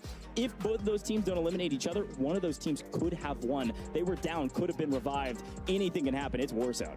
Anything can happen. I think maybe they both like to avoid that outcome this time around, so maybe they'll see each other and say, not again. We're going to go somewhere else, but it is time. Map 2 is underway. We are almost at the halfway mark of this event, and this map is where you got to make it count, Coach, because you don't have a lot of time after it. All right, so folks, this is where it gets really interesting. Again, it is mini Royale trios, which means part of the map completely off limits, and we did not see Superstore on screen last time. This time, welcome back to Superstore. We already got a sneak peek during COD Next for Dance. It's right around the corner, 2025 spring, folks. We get a chance to have Superstore now, though, and I love it because this is one of my favorite POIs of all time. You're going to see several teams here. Ton of good loot here. There's some buy stations around the corner. Already seeing some hot drops off screen, and you see several teams on screen about to get into an encounter. How many times have you dropped Superstore with maximum confidence only to realize that you've made a terrible mistake? Because that's me almost every time, but I'll keep doing it, Coach. And, well, these players having a little bit of a better outcome than I would. Take a look at Huskers' team, trying to get a few of those eliminations under their belt early, but getting rooftop control. They'll have really good view of the teams around them. There is at least Team 12 a little bit farther away, but 17 right now, the one they need to keep their eyes on. Yeah, that was Grits, Rico, Sean J. They're part of U.S. Air Force, just the other side of Air Force that we didn't see last time. Now, Huskers actually going down via Maddie off screen, which means Kabase and Revenge, our former map winners, not playing with their full team right now. They felt like they were free and clear in Superstore, and that is certainly not the case. They just happen, at least Revenge happens to have high ground. So the question is, can we get some intel? Can we see where we're going from here? But right now, getting some good loot, getting some good value, and looking for an opening down below. When you could see in that kill feed as well, Aiden was taking down Get Picked. So a lot of our heavy hitters still going at one another, but Huskers able to get back without too much difficulty. Some shots coming in off screen, but it's Aiden again in that kill feed, lighting it up. Yeah, and again, this is Space Force. They won the last map. They're looking to do it again, but have to find an opening. And frankly, with Huskers fully eliminated, that means he's lost his gulag. That means this is a tall order, folks. This is going going to be a tough fight. They do have high ground, but the problem with this fight is they cannot really push. Even with one knock, they know it's going to be a true 2v2 with all three down below. Now, we get a chance to see the mini-map and see they've actually set up a little bit of a trap here, potentially using one as bait. See if he can get picked off, and the other two might lurk around the corner. So far, though, all is quiet inside of Superstore with some more action off screen. Yeah, it looks like a decision made there by the other team that they didn't want to put themselves in an inopportune position or waste too much time in a gunfight with a team that was on the roof. So they choose to rotate away, see if they can find some easier pickings. But these are the moments that are so important. Getting that information, getting that intel on the teams around you so that you can figure out exactly who you want to push. But I mean, you know, you don't even need that. You could have just used your eyes to see that buyback happen. Yeah, this is the U.S. Marine Corps on your screen, by the way, right now with Symphony, Schnaps, and Zach the OG. I told you, Zach said he was retiring after this, so we got to get a move on, my man. We got to move up this leaderboard. We got to go off sailing into the sunset or maybe into a whole new world. But Symphony does find an angle and picks up one. It's going to be a huge boon for him. Here's the problem. Take a quick look at the top left-hand corner of your screen right now. Yes, we're picking up kills. Yes, we're fulling, but there are so many teams in the area. You better find these kills extremely quick because all of a sudden we're going to see a third, fourth, fifth party. And yeah, I mean, at this point, I think we might have had a few teams in map 1 that were fully eliminated, but not the case here. You still only have 7 players that are out, all squads being funneled into this high density area, and this is where things can get so tricky because like you're seeing, you can get shot from so many different angles. Those third, fourth parties that Goj was mentioning can very much so happen in real time, giving you no ability to recover or regain as we get toward the end of that circle 1 close. Look at all of these teams. You can see what, 4 or 5 different teams, just a couple buildings away from each other. Yeah, Lowtown, and frankly, this is actually a fairly similar start to the last one. We had a little bit more room with Superstore on kind of the northeastern side of the map, but we are back into Lowtown. There's a lot of teams in the area. This is Flux on the other side. This is going to be Jowo squad with the U.S. Navy Goats and Glory going down again early in this one. Not fully eliminated, still 20 out of 20. We got some gulags, we got some players on the map, but not a great start for the Navy, at least not yet. Zach scrambling away, trying to survive, able to get at least 1 plate in, but they are not letting up, being hunted. You can see this ring around the rosy on the mini-map, but able to slide into this building, get a bit of a reprieve. But you got to be careful because you don't really have any plates left. You're only at 1 out of 3. You're not in the best situation. And just trying to survive, and well, it looks like, oh no, I thought maybe Zach was going to be able to get away. Someone swinging around that right side, just not going to be able to connect with the shots. Redman gets the down, gets the elimination. Zach did well, but just couldn't get away. If they hadn't looked left out of that window, Zach might have had a chance. As Coast Guard, by the way, swinging in as a full team of 3 and picking off a few and then moving on better for it. Again, double-digit elims, frankly, is about the metric you need. Every single trio needs at this point in order to secure a sizable amount of points on this map. So even just picking up 2 and not a full team wipe, not a bad start to this map for that Coast Guard squad. That's going to be a yellow 7 with Nazir, okay? This is Breadman, Trimsky, Nazir. That's Coast Guard seemingly getting punished actually by Teep off screen. So Teep back for more with Navy, trying to enact some semblance of revenge. 2 minutes on the clock until the gulag is closed with Circle 2. And, well, if you haven't seen any squads get eliminated yet, in the next minute and a half, I think we're going to see more than a few start to get picked off. But Simp still with those 2 kills, looking to get a few more, looking to get his team back in the action, and has to play very careful in the process. Yeah, that's right. I'm still looking out for some of our top teams right now. You can see Pugwash there with Star-Lord. Of course, they're looking at Kane Brown. They got a knock on him here a moment ago, but are not able to clean him up yet. So again, Kane Brown, we had a chance to talk to him. He's feeling good, but wants a lot more from his team. He hung out with the Marines till late and thought it might pay off. Right now, we need to see it, gentlemen. We've got some Kim. Let's see what the Marines can do on the other side of Star-Lord here with Braiders and Pugwash. Well, and the Royal Navy, I think, potential to make some gains. I don't think had the best showing map 1, so enough teams here to make something happen. But you got to be careful that you don't get too exposed. Those plates ripped off, but able to back off and recover. Braiders up on top, gets the shots in, breaks the shield, not enough to convert into a down. And, well, Team 5, they are not having a good time of it. They are down in that ditch. They have the low ground. Multiple teams are looking at them, but the third party coming in now, Sean and Co. getting the drop. Star-Lord forced to run away, and there's nowhere to hide, unfortunately. Braiders now in with Sean J. in that gulag before that circle fully closes. It is chaos. It is disaster. And hey, if you're team 5 in the ditch, you're feeling great. This is Mini Royale Trios. When you think you're safe, all of a sudden you're going to blink. There's going to be 5 squads in the way. Here we go. Taj in trouble, but making it look easy. Picking up another in transition. Aiden, this is the Army. They're on top for a reason. They're one of the top squads here, and they are dominating thus far. Taj is already on 7. There's still 18 teams remaining. Bazaar is hot yet again. This time, Aiden's team looking very strong, and finally, Aiden getting punished by running into the FIFA kill team. And it looks like the folks across the pond are going to try to punish the U.S. Army and say, you will not win on our watch. But with gulag closed, it's a bit risky. Taj is able to grab a knock, but not able to clean it up. Nice shots. They have a minimum of 11 eliminations right now. They need to survive through the next 7 teams getting wiped so they can guarantee that 1.5 multiplier that takes effect when you are at 10 squads remaining. Taj just has some excellent shots onto Fief on the top of that roof, but a little bit of an odd angle, and oh no, Taj scrambling away. Does have 8 kills now, though. That is huge for them, but you're going to want the multiplier. Shots are in. Armor is cracked. The down is there with Quay off screen. Nice communication from U.S. Army. Yeah, and Royal Air Force now in trouble. The tides have turned, completely flipped the tables on them and said, now you're the one at a player disadvantage. You're the one running from us, as the U.S. Army gets mixy, knows they have the player advantage, trying to push the equation and finally get it. A couple C4s, a couple thermites should pick them up, maybe a Simtex to the face, but regardless, as long as this player doesn't get out of dodge, you would like to move to new. Here's the issue with this. They are farming eliminations. They are getting so many kills. I'm counting nearly 16, 17 already by this trio with still 12 squads remaining. Finally, they're able to move after getting that cleanup. Now they're going to have a slight disadvantage of being held potentially, but looking forward to the circle. Look at the top left-hand corner of your screen, the minimap. There's no one in sight. Everybody's on the other side of the map, and it's maybe because this team, they've wiped everybody.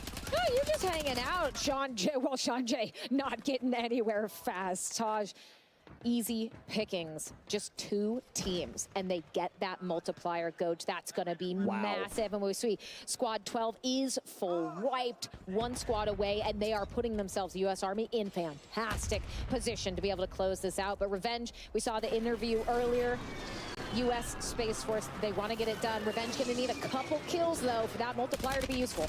Yeah, and frankly, seeing the U.S. Air Force go down with Grits, Rico, Sean J has got to be frustrating. Again, Grits, that win grinder, knows he can secure wins, just not able to secure them in the first half of this competition, at least not yet. But our 2 heaviest hitting teams in fights, but still alive. And frankly, they're breathing nicely right now. Space Force still in it. U.S. Army in it, but in trouble off screen. And now Breadman in trouble. Oh no, a full wipe out of nowhere from who is it? It's last year's winner. That's D-Lo with Royal Canadian Air Force swinging in, picking up a ton of kills in transition, and now moving to new. They're set up perfectly to potentially win this one. Smixy on 7. This is a great game for the Royal Canadian Air Force. Unfortunately, Smixy a bit too aggressive, swinging that corner, pays the price for it. D-Lo able to get the revive off. They do have a nice number of kills. They are in that multiplier, but things starting to fall apart as none other than Taj getting that. Huskers team still in the mix. Falls, these top teams we saw succeeding in map 1, they are doing it again here in map 2. Unfortunately, the dogs that are hunting the edge of circle are now moving to new, and you can see Quay off screen picking up more in transition, more kills going the way of the U.S. Army. Yes, U.S. Army was on top of the leaderboard. They did not win last map, but they had the most eliminations, and apparently this is why, Katie, off screen, that Aiden squad, we're going to continue to watch out for them because they are the reason their team is at the top, and frankly, they might have the biggest game of the day. They might surpass that 40-point margin if they can secure that 2x multiplier. They certainly will.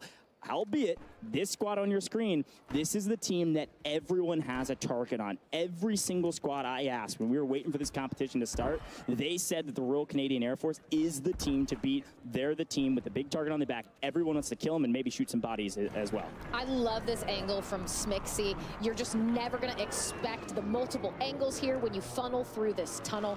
They are set up very well for this end game as another one of our squads falls. Just 13 players remaining as Circle 4 is coming to a close. But Maddie, nice shots. Royal Air Force getting some much needed kills on the board, sitting at least 7 or 8. But really, I think Smixy's team, excellent positioning here to be able to take this away, especially with the positioning of all the other teams that are still alive. I'm very impressed with the squad right now. Frankly, Olim's a massive content creator. Haven't seen him compete a ton, and apparently is going down, and the military service members now in trouble. I was going to tout their ability, but who's on the other side? It's U.S. Army, and they're making quick work of him. But here's the third-party D-Lo, a massive moment from the Royal Canadian Air Force to come in from the backside of the U.S. Army and take down one of the heaviest hitting teams. But what do? We smoke and run and somehow stay alive. Katie, we are somehow down to the final two teams, and who has the advantage? It is the U.S. Army with all three up, with one in the skies. Smixy needs her third to get to the ground as fast as humanly possible. D-Lo, that elimination was so crucial. Miss Whiskey just trying to get away. There is nowhere to run. There is nowhere to hide. Taj is final. 11 kills on Taj alone. And this is the very end. Aiden Cutton does get down. Taj there with the trade. It's just going to be on Smixy, but unfortunately not going to be able to get it done. That is going to be the U.S. Army Esports. They wanted that win. They get that win, and they have a massive amount of eliminations. U.S. Army on top of the leaderboard going into this one, and then win the second map. Are you kidding me? Taj, Quay, Aiden, they said they're the best team here, and they know it, and apparently they are able to prove it. True competitors. Aiden, one of the most storied Warzone players of all time, but Taj and Quay, a longtime duo. Look, I told you, they said they know it. They know they're number one, and I gotta say, that's gotta be a gigantic kill tally, and with the 2x multiplier, I'm going to put it out there. I think they're pushing 50 points in a single map there. Oh, easily. I mean, you know Taj on their own, I think, ended with 11 or 12 eliminations. Wow. You get that times 2 combined with everyone. I agree. I think we're going to be over 50 points. They are looking final. We're halfway through Code Bowl right now, and they are dominating. Let's look at these replays, see how U.S. Army Esports came out on top. But there were a couple heavy hitters there at the very end that were almost able to steal it away. Yeah, and here's the other half of that Royal Canadian Air Force team and what happened to them, right? Of course, the Monster Energy MVP with Get Picked. I mean, that's a squad that everyone expected to do fantastic today.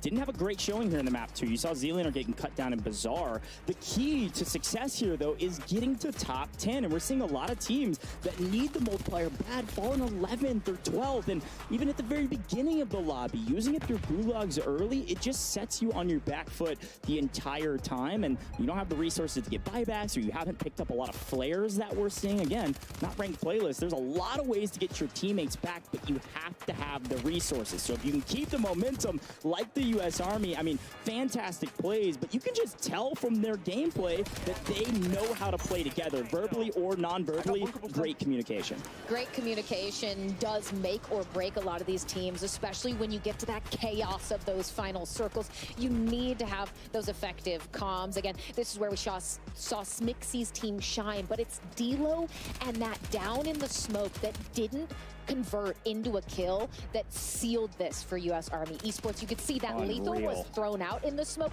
didn't connect. They're able to regain, and this is where the final moments come in. Taj pushes this corner. You have some cross shots alongside Aiden. He gets down. You're not looking to your left. Taj, easy pickings on one. Smixy all alone, not able to take a 1v2. Unreal. They fall. U.S. Army Esports tactical there at the end of map 2. End of the day, Taj dropping 12 eliminations by himself. That's 24 points just from Taj, not even counting Aiden and Quay. I mean, talk about a massive score tally and just great functionality as a team. They look like they've been playing together for years, and, well, frankly, some of them have. So we're going to head down to our drop 2 winners, which are the U.S. Army, and they're standing by with reflections for our squad goals interview, all presented by USAA. Yes, I am. And by the way, USAA is all about serving and supporting the military community, no matter where they are. I'm with Taj from U.S. Army. Hey, you're making me proud, man. Insanity. Game number 1, second place, right? 20 eliminations. Game number 2, you finally get the job done. You get first, 38 eliminations. We're looking at 58 eliminations in just 2 games. Even in World Series of Warzone, that would be insanity. How you feeling, Taj? I'm feeling good. I'm feeling good. We got the heebie-jeebies out, you know, first map. Second map, we came in here, you know, no remorse, like I said before. I love that. And actually, you have history when it comes to Code Bowl. This is your 3rd Code Bowl that you're playing. You have played with Aiden in the past as well, so the chemistry was there. And then you're also bringing in a special 3rd to join you. Talk to me about Quay. I mean, hey, look, Quay joined the team. You know, I realized that he was an absolute demon. You know, we kind of, I don't know what it was. Our chemistry just kind of bonded together, and from there, we just kind of went crazy. I mean, even World Series, we got 2nd place in LCQ last map. Unfortunate events, but you know what? It is what it is. It's part of the game, baby, you know? Personal note, you have no idea how much I wanted you to qual for that, by the way. I'm just saying I was standing on the edge of my seat. Royal Canadian Air Force, let's talk about them, okay? They are under the tunnel. They're chilling. I'm thinking they're actually winning. I'm talking to production. Hey, this team, they've got it. You spot them out. You figure it out. Talk to me about in-game. What was going through your mind and the calls that you guys were making? Yeah, of course. End game, there's a lot of kids like flying out the air. I think someone just got flared, so we kind of singled them out real quick. We knew it was probably a duo underneath us. I noticed it was like 2 teams left, 3v2, and I mean, they're just not gunning us. It don't matter. Yeah, I mean, we're taking them out every time. So U.S. Army's on top then? Every time, yeah. U.S. Army all the way, baby. All right, fair enough. U.S. Army all the way. Let's see if they can get the job done. Hey, thanks so much for joining me, brother. I appreciate you, and good luck in the remainder of your matches. Goj, Katie Bedford, back to you. Taylor, Taj, thank you so much. That was our squad goals interview, all presented by USAA. Along with award-winning service, USAA is known for squadding up with the military community so service members and their families never have to go solo. Now, we knew Taj was going to be a master on the map. We knew he was going to be a dominating force. I don't know if I knew, Katie, it was going to be by that much of a margin. What a ridiculous score tally. I want you to break down the leaderboards as we see them, because our admins are moving quickly, folks. So I think our leaderboards, I think they're ready, or they're about to be, and I'm just pumped to see what the score line is. Wow! Oh, what the? Wait, this is just map 2? We said, hold on, we said 50. They got 76 points in one. Is that the highest? If this is just for map 2, is that the highest? That is. Single score of any Code Bowl for a team? Katie, this is nearing the highest single score I've ever seen in Warzone. That is incredible. Katie, there's 60 people on the map. They scored 76 points. What are we talking about right now? The U.S. Army is absolutely obliterating everyone with another masterful performance. Wow. Here's a look at our overall standings. My You're double goodness. second place. What is going on? Double plus some. How about plus 7? I mean, my goodness, this is a whole different ball game. The U.S. Army Esports, they said they were going to be the best team, and apparently they are. Unreal score lines here. And again, that U.S. Army Esports at the top, that is just that individual trio. And again, that's ridiculous. The Legion squad still put up double-digit points. It's not like they're slacking. They're not dropping 0 to 2 to 4. This is still masterful execution from the U.S. Army Esports. And again, quick look at the bottom of the leaderboard. We were wondering, why are some of the score lines so low? Apparently, it's because the U.S. Army Esports is just killing everybody and taking home the trophy. I mean, it's not over yet. Some of these other teams certainly are capable enough to be able to do the same, but after 2 maps, I am blown away with what I'm seeing right now. I mean, it's just incredible. I think, what was it? Our top score from last year was 111 or something like that. Total over all the maps. And you are running past that with a swiftness at this point. It is incredible what we're seeing out of U.S. Army. And look, I'm going to say, they might not be the ones dropping the crazy 76 whatever bombs, but you know Legion's vibing on the other Doing US Army great. Esports team. They're hanging out. They're putting down their double-digit scores, and you know what? They're chilling in the backpack a little bit. Well, that's what I'm saying. I mean, that squad, just as an individual trio that we're not even really seeing, they're actually near, like, middle of the pack overall. So to have 2 squads that good on the same team, U.S. Army is on top right now. And the question is, will they continue to be at the top at the second half? We're halfway done, and somehow we have one of the highest scores we've ever seen in Code Bowl history. But a special shout out to Monster Energy for being a partner for this year's Code Bowl. Monster Energy's passion and support for the Call of Duty esports scene goes back almost a decade, folks, to their very first partnerships with Team Envious and Evil Geniuses. So I love that we get a chance to look back on the history of Monster Energy, but it's a reminder that this year, Monster Energy is returning as a partner of Code Bowl 5. And to celebrate, we are introducing Monster Energy's Most Valuable Player. It's that MVP award we've been talking about. The award will be decided by the Code Bowl 5 broadcast team and will be given to honor the standout performance of a military team member who exhibited a relentless pursuit of victory and unleashed the beast on the competition. So stay tuned at the end of the broadcast to see who will be crowned the new Monster Energy MVP. Because, Katie, frankly, I think we might know who's already in the running for that. And to celebrate all things MVP, the Call of Duty Endowment and Monster partnered to develop a custom calling card that will be automatically granted when you log in to Call of Duty. It's called Unleash the MV Beast. So go check it out now and equip it now. This is a big boon for you all to continue to earn rewards because guess what? That's not all. It's code BO5, so you know we got to keep the free content coming. You can scan the QR code on your screen now to redeem a free Monster branded sticker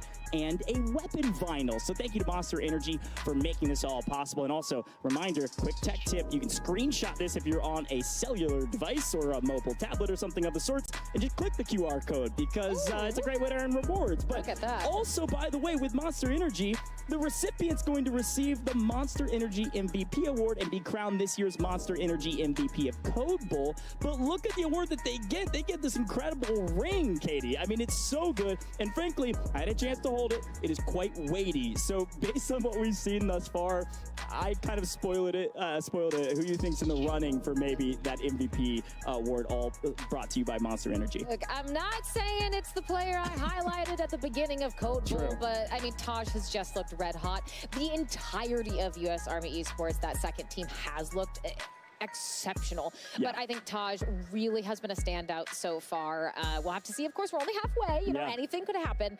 But I think Taj, eyeing that ring. Yeah, and hey, who knows? Maybe they're going to have an internal race between Taj and Quay to see who maybe will win the Monster Energy MVP. Folks, for now, though, we're going to take a very short break here in the booth. When we come back, we're going to have the second half of this entire competition. This has been Code Bowl 5, and it's been a banger.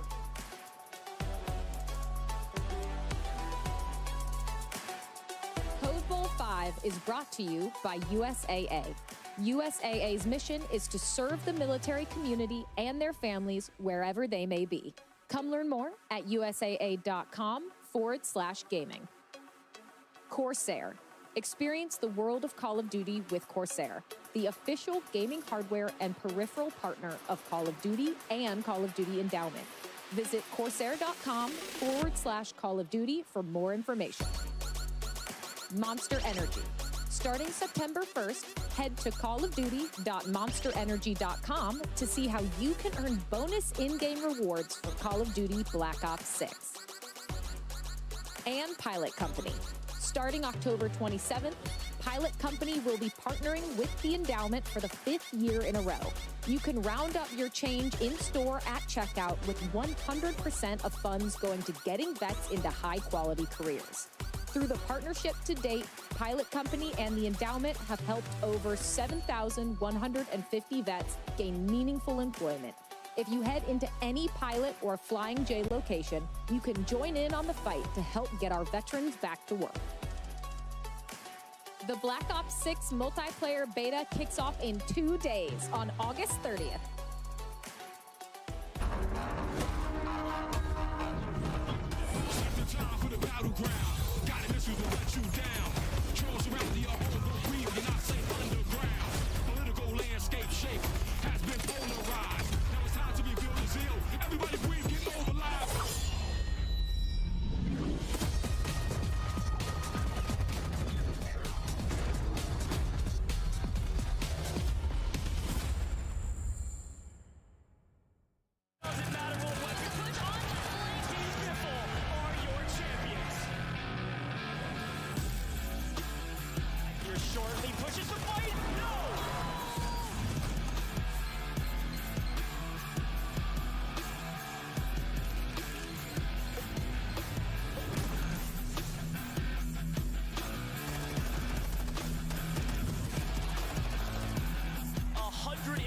Players on land, some of the greatest Warzone players of all time.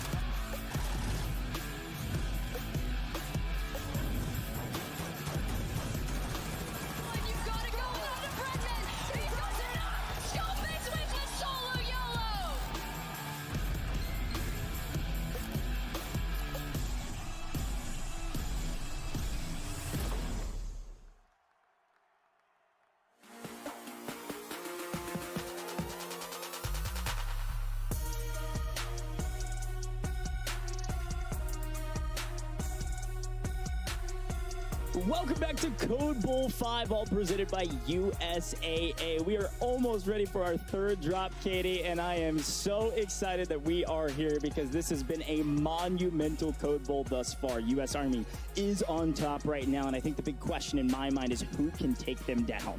I mean, we've had a couple contenders, right? The Royal Canadian Air Force was right there at the end of Map 2. We've had the Space Force that took Map 1. So look, there are contenders. They are getting it done, but it is those elimination counts from U.S. Army Esports and their secondary team as well that are just making it seem insurmountable at this point. Yeah, and I think the thing that you got to remember, too, with our total kill tallies here is that we just saw a 76-point game from the team at the top. That's U.S. Army Esports, okay? This is an unreal scoreline. This is 76. You can half it. That's 38 kills, okay? That is a ridiculous scoreline. There's only 60 people on the map, all right? But, folks, maybe U.S. Army is winning right now. There's a reminder for you that you're maybe just tuning in how all this is working, okay? We still got room to work here, folks. Here is our format. I wanted to remind you, it's dynamic. It's 2x for first, and then second through 10th get the 1.5. So you want to get to the end, you want to get to final circle, that's where you're going to get the most points. But since each military branch has 2 trios, each of those scores are added together, and that's the key to success. Because yes, you might have a dominating performance from one of your trios. Here's the thing, your other one, they can't be slacking, and we're seeing the U.S. Army Esports on top for that very reason. So let's take a look at our standings before we get into our third drop. And Katie, I need you to break this all down for me and see where we're at, because again, talk about this team. This is unreal. It's silly. It's ridiculous. This is frankly unprecedented, and I want to make the point here that, again, last year, the Royal Canadian Air Force, they won with a total of 111.5 points in 4. Katie, we played 2 games. They are 30 points after Map 2 over the total from Code Bowl 4. That is just exceptional. The U.S. Army, they are out. They want to win this, and you can feel it in the gameplay, in the aggression. They are firing on all cylinders. They look excellent. But again, you cannot get overconfident here because those same teams that were really contesting the end game in Map 1 and Map 2, they have the gunpowder, they have the skill to be able to take U.S. Army out. But so far, so good. They are looking impeccable. We need some goose eggs, all right? We need some zeros from the U.S. Army Esports if we're going to catch them. But did you see who else was right behind them? Royal Canadian Air Force. We had Air Force there. We had Space Force there, not too far behind. These are the teams we expected to be near the top, and they are, Katie. And I think that's the key factor here is they're putting up good scoreline. If you actually look back at the history of Royal Canadian Air Force, that score tally we talked about, they're actually on pace to beat that this year. They're at 63 after 2. Double that. That's 126. I mean, they're above average right now. Unfortunately, U.S. Army Esports is just running away with it. Yeah, that's the thing. You're playing extremely well, but you need to play great. And that's what U.S. Army is giving us, right? They are giving us this next level of gameplay that we have not seen from any of the teams in Code Bowl before. And they're setting a bar. They're raising that ceiling. But I think the other teams here can definitely meet them. Yeah. They just got to maybe be a little more tactful in those final plays. Well, here's the thing. We only have 2 more drops, so high risk, high reward is the play style, folks. We thought it might be the play style for mini royale trios.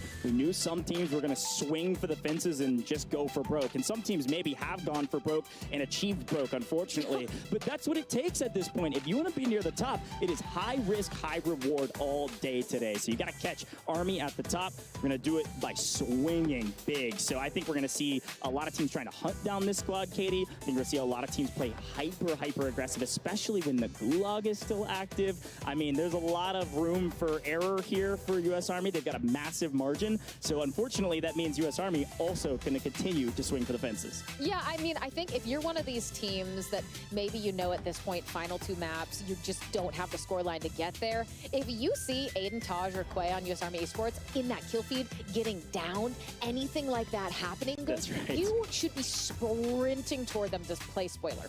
Yeah, no, I totally agree. Well, you're getting a chance to see, obviously this is the Marine Corps on screen right now, having a chance to talk to some other officers.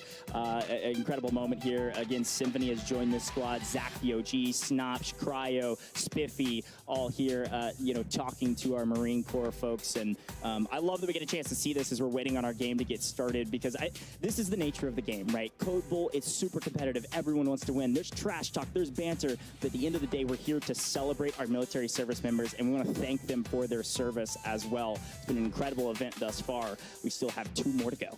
2 more to go, and I think to touch on what you just said, Coach, it is so cool to watch as these Code Bowls go on, 6, 7, 8 in the future. You can see the excitement from the various branches as they have these qualifiers. They have these tryouts so that they can get the best of the best to show out here at Code Bowl. It's really, I think, a treat for a lot of these players. It's super cool for us who don't get to cast them as often to highlight them, see these top tier plays, and see them go against some of these creators are the best of the best that competitive Warzone has to offer, and they are finding a challenge in these service members. Yeah, and again, I had a chance to talk to Zach the OG. I want to shout out the Marine Corps. Obviously, we want to thank them for their service, but also talk about their esports background, right? I mean, Zach the OG, he didn't compete. He competed last year, hadn't competed in all of these Code Bowls thus far, and he's very passionate about multiplayer and didn't really grind Warzone last year. This year is different. He's been grinding, and Snopsh, another multiplayer grinder, actually was a top 15 challenger player back in Vanguard. I mean, these are heavy hitters. Of course, Symphony joining the squad, but on the other side, Kane Brown playing with Cryo and Spiffy. Zach even said about Cryo, both Cryo and Spiffy, this is their first Code Bowl, but Zach said that Cryo is one of the most technically gifted players he has ever played with. Wow, so talk about high praise, especially with the long history of Call of Duty that all of these guys have.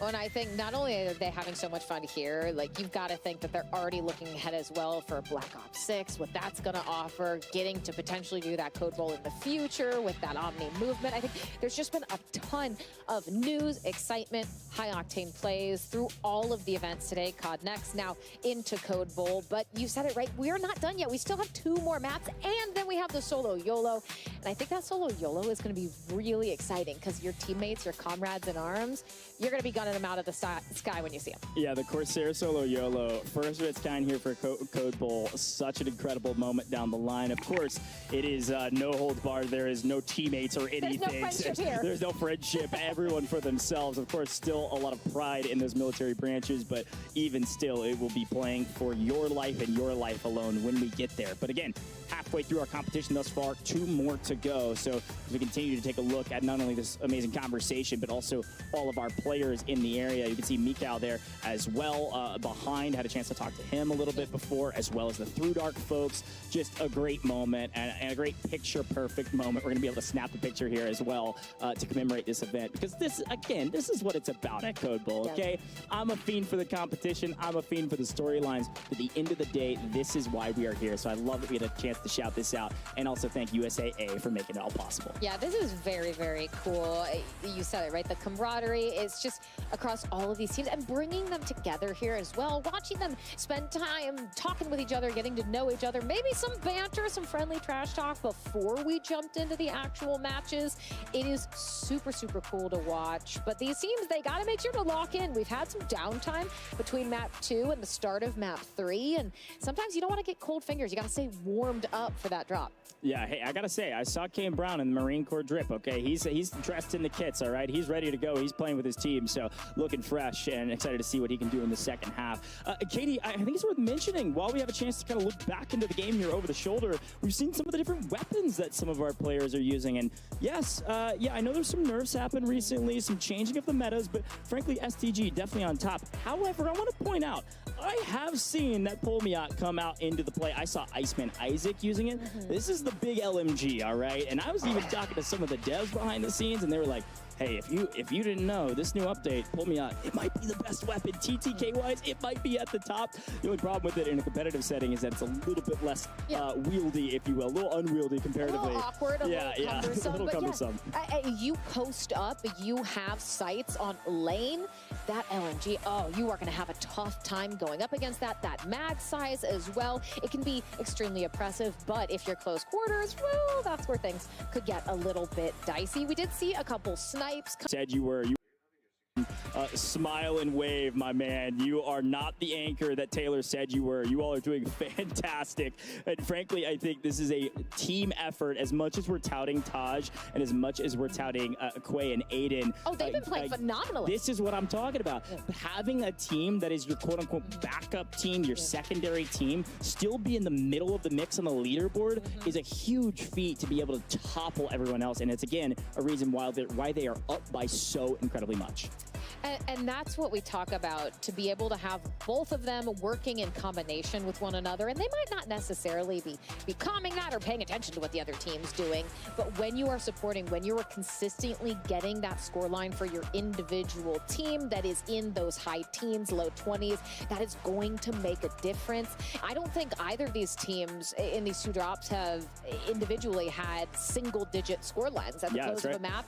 And it's reflecting in that overall scoreline. They have a very comfortable lead, but I keep saying it, it's not over yet, and we have seen some crazy things happen in Warzone over the years, some incredible comebacks. It can certainly happen. They're just going to have to execute effectively in maps 3 and 4. Look, if last year was the year of firsts, this is another first, so I don't know if this is the year of making history. I know we were setting Guinness World Records with the largest marionette ever in representing a video game character. Saw that in our COD Next broadcast, so maybe we're setting records here as well. That's, I mean, that's definitely the highest score tally I've ever seen in Mini Royale ever, period. No questions asked. And again, I think it's top 5 I've ever seen, period, in Warzone competitive. I mean, I've maybe seen closing in on 80 before. 76 is unbelievable. And again, we have this 2x multiplier that's in play. That's 38 kills on a total of 60 players, 2 of which, of course, are on your team if you're counting that way. So it's a ridiculous scoreline, and continue to shout that out. Again, making history here at the Code Bowl for Code Bowl 5. And here you go. These players staying warmed up in the practice range, getting their shots, making sure their aim is crispy. But I think we've been treated to some top-tier Call of Duty gameplay, some top-tier Mini Royale Urzikstan gameplay. I think it just makes me even more excited what we're going to see in these final 2 maps, what caliber these players can reach to. But look, Coach, if you are one of those teams that's maybe not doing so high, you're middle of the pack. You can still make an impact, but it has to start now. Are you changing your strategy at this point? What are you doing differently going into map 3? I love this question. There's 2 totally different modalities of thinking. One, we know we have to play high risk, high reward. The problem with that is if you get wiped off rip, if you land hot and you lose, you're basically have no chance of really making an impact on the map. You might have a decent map, you might have an okay map, but you don't have room for okay. And so this is my opinion. High risk, high reward, we land hot, we try to get as much loot as possible, but that's the key. We have to get loot. We can't go into a fight with just our pistols. We can't lose that fight early. So here's the 2 different modalities. If you've been getting wiped off rip, and that's the reason you're at the bottom of the leaderboard, you need to land somewhere slower. And then once you get the resources you need, once you get your loadout, that's when you sprint at your opponents. Or if you're landing slow and you're just not finding kills and then you get wiped around middle map with 4 points, now's the time to drop hot. So it's kind of 2 different ways of thinking. However, do they have one thing in common? Yes, it's called change it up. I mean, you've got to change something. So now's the time in the second half with 2 maps to go. Now's the time to swing for the fences. Wise words by Grandmaster Goj. Hopefully all the teams are listening, because I mean, I think you did describe it perfectly. Change is going to be the name of the day at this halfway point for Code Bowl, but you also have to be able to execute on that. I think keeping those comms flowing, keeping those vibes really high, that's something Legion is so exceptional at. Even if you take a look at U.S. Space Force, we've talked a lot about Husker's team, but Lucky Shamu, he is on the other U.S. Space Force team. There are gonna be creators here who know how to keep everyone smiling, keep those vibes flowing so that you are leaning in, getting that nose as close to the monitor as possible to be able to close out these maps with not only as many eliminations as possible, but getting into the coveted top 10 for that multiplier. You want to do anything you can to avoid being 11th through 20th. Yeah, I've got a specific challenge for the U.S. Coast Guard in particular. This is frankly 2 trios that I expected to do really well today. I've actually casted over Florida Man. I was talking to you about his longest drive in golf of 375 yards. I've casted over Florida Man and Bumanka on that same squad playing with Natasha right now several times. I've done a couple of other events with USAA, and both of these 2 gentlemen are frankly very dang good. And you got to remember, Natasha played with the Royal Canadian Air Force last year, I believe. So this is where it gets a little interesting. A former winner just as a creator on a different team, not seeing as much success this time around. And I asked Bumanka what he wanted me to say about him, and he gave me the most perfectly PR written statement I have ever seen. I'm going to read part of it. He goes, "We are a team of Coast Guard members who know how to work together under pressure. Whether it's on the job or in the game, we brought our A game to the Call of Duty Endowment Bowl, and we intend to do it again." So I love this from Bumanka. He went on to say a lot more. And folks, we're going to get a chance to look at him right now in the pregame lobby. We are about to drop into the map. This is our third map of the day. We're playing a total of 4 in our main part of our competition, and then the Corsair Solo YOLO right around the corner for the 5th drop. This is make or break for a lot of those teams outside the top 3 to leave their mark. Florida Man on your screen. 4 more seconds of warm-up before map 3 officially begins. You got to come in guns blazing, get some of those early eliminations. And again, if you're Aiden, Taj, Quay on US Army Esports, you got to be looking over your shoulder. You got to be careful, because I guarantee the rest of these teams, if they spot that kill field lighting up with any of those 3 on the unfortunate end of the kill feed, they are going to fly for them if they're close by. Yeah, I'm going to be honest, Aiden never looks over his shoulder. He just keeps sprinting forward at map 10. So I think they're going to be flying at their opponents. But speaking of flying, we are flying into drop number 3, folks, here at the Code Bowl 5. And I am so excited to see what Florida Man Bumanka can do. He said the competition better be ready, because we are bringing the storm. Bring it, gentlemen, and maybe play around the storm for some eliminations. I'm loving this squad, and I'm loving the vibes, but we got to make a move on this leaderboard. Well, Coast Guard swinging over to cargo and maybe taking a bit of that quieter approach that you talked about, getting that loot, making sure that they are fully prepared and at max capacity when they want to start taking those engagements. They just have to be careful. If they take too long, well, everyone else will be just as kitted out as they are. But look at that.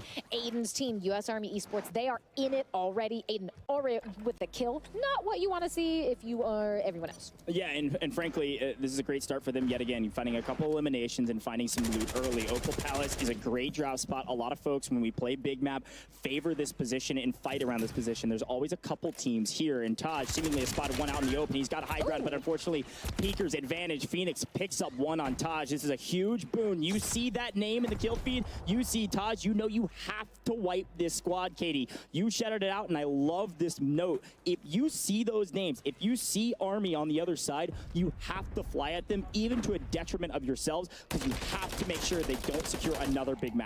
Ooh, and Quay almost knocking Iceman. He's able to get away just in time. But yeah, that was the Royal Navy Phoenix who was able to take down Taj, but Aiden still holding this high ground. Acquiesce, not going to be able to get away. Caught out in the open, punished for it. Aiden looking to get even more kills. Taj back in the action as well. So a little bit of a stumble for them, recovered flawlessly. I gotta say, LMGs, they might be creeping into the meta, folks. These guns are dang good, especially the Pulmiot. So we'll see what Aiden's able to do, holding down some sight lanes. And again, I think I like to call them the bullet hoses. This is a great way to fry people out of the air, up zip lines, or everything in between with the amount of bullets you can carry. And Aiden looking to get a bit mixy, unfortunately. Running into 2 means he's throwing his life away for nothing. Into the gulag, though, so the safety net being burned early.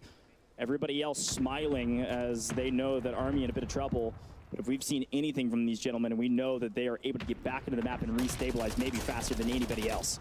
A nice down from Quay. We'll see if he's able to convert that into a full elimination. But, I mean, if you're U.S. Army right now, Coach, are you wanting to kind of get away from this positioning? Because, yeah, you're getting a nice little mark and an elimination here to see what's going on with the rest of the team. But it's been trades tit for tat so far. Yeah, and frankly, while this fight's been going on for a millennia between these 2 teams, we've fully lost 3 full teams. There's only 17 teams in this lobby now. This is just the first circle. We're just now closing the first circle, Katie. We're just now getting free loadouts. We've got 3 teams fully eliminating. I guess they heeded the charge of us here in the booth and said, yeah, we're going to go for broke. And unfortunately, again, they found it. Yeah, a lot of teams being fully wiped here. We didn't see the same thing in map 2, right? It really got fairly substantially far into the mini royale before those squads got those full wipes. Not this time around. Tech ready and waiting, pre-aimed at this window, just hoping Phoenix, someone maybe pokes their head out. But no surprise there. Aiden right into the mix, gets one down, swings away, ring around the rosy, gets the better of two. Wow. Beautiful job out of Aiden. No surprise, 4 kills, pushing 2,000 damage, and they are looking to break that 200-point mark. I think, Goj, they can definitely do it if they get a high score here and in map 4. Yeah, not only do they clean out Opal Palace, but they clean up Royal Navy. That's Stada, Artemis, and Phoenix. Had a chance to work with Stada not too long ago. A fantastic sniper. Unfortunately, when you can't get your loadout and you can't get resources to get a sniper, might be in a bit of trouble in close quarters, especially when you're fighting Aiden, one of the most storied Warzone players of all time. And we can't forget the fact that Taj, Quay, his teammates are nearing double-digit eliminations individually each game we've played, and yet again have some nice sight lines on some opponents. That's Z-Laner on the other side. This is their main competition. Royal Canadian Air Force right around the corner. This is not necessarily a scary fight for them. They just don't want to burn resources off in the distance. Nice shots, but Taj, all that information, you just got intel on where every single member of the Royal Canadian Air Force. Dang wrong. He's got the gunny still, as you can tell right now, picking up a couple almost in transition, several weak, waiting on his opponents to maybe try to close this gap. And it looks like there's 2 teams here, at least a solo. That's Grits on the other side. The Wind Grinder we've been talking about right around the corner goes down from the Air Force there. A Symphony looking to find this next equation, this next fight, and figuring out how to solve it. I don't think 2 + 2 = 4 right now, Symphony. We might have to back up. Yeah, I think they would. It's wise. 2 of your teammates have no resources, no reserve plates. It's just Symphony with the plates and that self-revive. Does use the staircase for cover, though. Spraying into the smoke. Can't quite connect for the down. But looks like, I mean, they're not backing off. They're not scared of this fight, even though I would love to see them get some plates, get fully kitted up before they re-engage. Well, what's cool is that because you have that Z-Laner squad, the Royal Canadian Air Force, right around the corner, but they're getting shot out from another angle, you're able to try to take down Sanjay's team, who is just simply using the buy station. And, you know, frankly, a great strategy. You start getting shot, you don't need to move. They can't see you, and they can't get a live ping either. So finally, Symphony finding an angle and taking on Libram. This is a big one. Again, Royal Canadian Air Force, as much as we're talking about the U.S. Army, this team, Royal Canadian Air Force, is in second. So this is a big moment for the Marine Corps to try to strike down some of the opponents ahead of them on the leaderboard and start making a move. At 1.5, multiplier topside trying to survive. Symphony says, no thank you, get out of my lobby. We are getting that 1.5 multiplier. We are shooting up the leaderboard. Yeah, worth noting, by the way, in that purple 18, or maroon rather, right around the corner, that's going to be Space Force, folks. That's Huskers, Kabase, and Revenge. We saw them win map 1 with this impressive 40-point game. It almost feels like we can forget that because of what we've seen from Army, but it's a very talented squad, so do not count them out right now, especially in the mix right now, picking up eliminations on the top team. That's Aiden and Kabase kind of trading back and forth. This is a big fight. Here's a quick look at it. Taj on the other side finds another angle. Huskers now all by himself. This is a wild swing of events here after finding some success. Now Huskers last alive. Luckily, just barely, his 2 teammates sneak into the gulag, by the way, which is now closed. So now all we do, smoke and run and try to wait for them to come back, at least to give us a semblance of some information. Huskers is in a horror movie right now. He tries to walk out one door, you got Taj. Turns around, goes the other way, it's Quay. They are hunting him down. He is doing a great job of surviving into Act 2 of this movie. Gets onto the roof,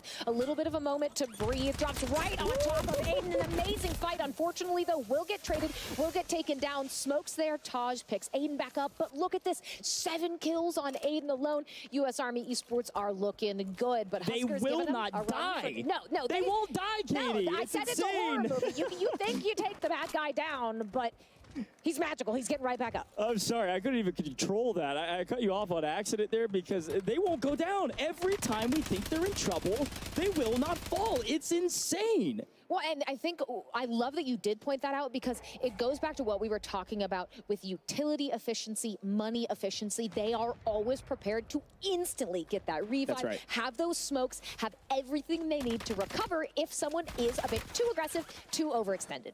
Yeah, and in my exhortation, I did notice, I believe, Z-Laner get picked and Libram, they did get full wipes. I'm not sure if it was a full team wipe out of this lobby, or they might have gotten one buyback out in transition. I don't think so, though. We only have 11 teams remaining as what frankly feels like a very quick map, but it's about the same pace as every other map we've seen thus far. We told teams to move quickly, and that's exactly what's happening. Again, this is the only moment in Mini Royale Trios where you want to slow down, Katie. There are 11 teams left in the lobby. Top 10 get paid with a placement multiplier. Slow down, wait for one team to make the first mistake, and then you go on your merry way, because you can't earn anything else aside from 1.5 unless you win the game, which is a 2x. A very important moment, one of the most important moments in this tournament. British Army, a nice sight line down the way, gets shots in. Star-Lord knocked into the water. Going to be tough to recover there. I don't think any chance of staying alive, Gibbo, with the full, and that is going to be another squad eliminated. We are officially into our 1.5 multiplier. You are doing as good as you can unless you take the rest of this map. But take a look at this. Aiden, Taj, and co. under fire. This is going to be tricky for them, but if they can get through this rotation, I think they'll be in a good spot. Yes, so interesting to watch the two British teams fight each other. Oh, and wow. Then here comes FIFA cleaning up several in his path. Talk about paving a new way for yourself. A big moment for Team FIFA. This is the Royal Air Force. All three of our British squads were actually fighting each other in that moment. That was the Royal Navy, the Royal Air Force, and the British Army all right next to each other and fighting for the same POI. It was wild. And well, look, here's the thing. Again, not in ranked, which means we got bomb drones taking out a full team. Man. And welcome to the top 9. We're into the 1.5x multi. I am salty if I get taken down by a bomb drone. You think you're safe, little did you know. But FIFA Kill, they are looking great. Part of Royal Air Force. Keep in mind, Royal Air Force did win Code Bowl 3. So a lot of these teams trying to be the first branch to get 2 Code Bowl wins in a row. But there we go. Final 8 teams, only 19 players remaining as Circle 4 about to fully close. FIFA, though, a nice positioning here. Grit's going to get caught out on the crane. Thermite to try and get the down. No conversion just yet, but they will at least have a sightline on where one player is. But take a look at this. Quay off screen, gets it down onto tech, so it looks like that rotate for them. Successful for the time being. Well, 8 teams remaining, and I do see the Marine Corps answering the charge. All 3 alive, taking the low ground position of this building, which just frankly, the edge of this building is in zone. So FIFA Kill Squad can play a little bit up top for a while, up where Unknown is, but instead, they like to drop down. This could be an opening for Symphony, and it's exactly what happens. They didn't know there was a team below. They were creeping through the smoke. They were able to maybe evade what looks like Symphony. Zach OG, the Marine Corps right around the other side, gonna push the equation, push into the fight. Snop's in trouble, trying to find where his opponent is and can't figure it out. Doesn't get any bullets down range, which means Symphony in trouble. Gets revived by Zach, but now they're pushing him from the edge of zone. Now, Katie, this is where it gets real mixy because there is no new zone. This is it. We got 5 teams in it with a couple people floating after a miraculous buyback. The Marine Corps are fighting to stay alive. Fighting to stay alive. They do have a good amount of kills, so this is going to be a big map. But look who's managed to recover. Taj, Aiden, they are getting squad wipes. They always have the ability to stay in it. Quay now with a great top positioning here. Knows someone's right behind. Does want to go for the chow. Has the pistol out. It's a little dicey, but it doesn't matter, Grits. You can't let that one happen. Aiden from the top rope. They want to do it once. They want to do it twice. They are insurmountable, unstoppable. U.S. Army is looking final. Inevitable. They're everything. The U.S. Army Esports win it again and again in style. Not only did they set up the perfect kill box, they had every high ground position, whether pistols, ARs, or in between, it doesn't matter. Quay jumps into the fight, wins the 1v1 with the pistol in hand. These guys are different, and yet again find themselves at the top of the leaderboard overall, and frankly, at the top of this map's leaderboard most likely, as long as they found as many kills as they have been the last several times. Because again, Aiden had 13 by himself, so that's 26 points at least. If Quay and Taj had nothing, we saw Quay at least have 5. Unreal scoreline yet again from the U.S. Army. We thought there was a chance somebody could take them out. It is looking more and more grim as we go down the line into the final map next. Very much so, looking like a race for second place at this point. There's a lot of contention there, but U.S. Army just phenomenal from top to bottom. Let's take a look at exactly how all of that played out in map 3. Just one more remaining, and it's Aiden on your screen. It has been this trio all day long with, again, excellent support from the other team for the U.S. Army. Yeah, and again, looking back at these replays, you can see why. I mean, some of these team fights, obviously impressive, but individual gun skill as well. I mean, we talk about it often, but being able to win 1v2s, doesn't matter who's on the other side. These players are good, and Aiden is able to make it look easy, but Quay and Taj able to do the same. I do want to give a shout out to the Marine Corps, though. They really had a good late game push, set themselves up well in the mid game, found a decent amount of kills. I think the Marine Corps are going to be pretty happy about that game. Yeah, that's what we're saying, right? They had really good momentum at first, and they were not able to snowball it into a victory, but they got good eliminations. They guaranteed themselves that second best 1.5 multiplier for their elims. So definitely the best game we've seen from them so far. But something I want to highlight in the end of these replays, these final moments that we're going through, is the fact that Aiden, Taj, and Quay, we saw off screen, they got down, someone got eliminated. They did not have an optimal rotation into that final zone, and it is the preparation that we've seen from them that allowed them to get to this point. Pistol comes out, Grits, unfortunately, just not able to get it done. The confidence here from them is so outlandish. Yeah, this is just perfect. Again, you saw that kill box setup. They were all separated on the ultimate highs all around. They could see everything. They had all the information. And again, we talk about resources being king, cash being king. Information is certainly the king at the top. And because of that, U.S. Army Esports is dominating right now. And it doesn't look like they're going to slow down anytime soon. And that's the thing. When there's margin for error, there's room for error. That means you can play like you're swinging for home runs every single time. They might be in the home run derby while everybody else is just trying to get to first base. Unreal. Well, drop 3 winners are the U.S. Army, and they're all standing by with reflections for our squad goals interview, all presented by USAA. Woo, yeah. USA, by the way, all about serving and supporting the military community, no matter where they are. U.S. Army, I am blown away at your performance, and I believe now 80-plus eliminations in your 3 games, second place, first place, and another first place coming out. Quay, your first ever Code Bowl, and in fact, your first ever LEN. You gotta be feeling on top of the world. What's going through your mind? I mean, you know, first LAN, you know, performance is great. Got good teammates. I mean, we're just here to and yeah. It's got to feel good, and really for U.S. Army in general. So U.S. Army has never won a Code Bowl, at least in the 3 years they've been competing. Talk to me about what it would mean to you personally to, first off, first ever time in Code Bowl, but also for the first time ever, U.S. Army winning Code Bowl.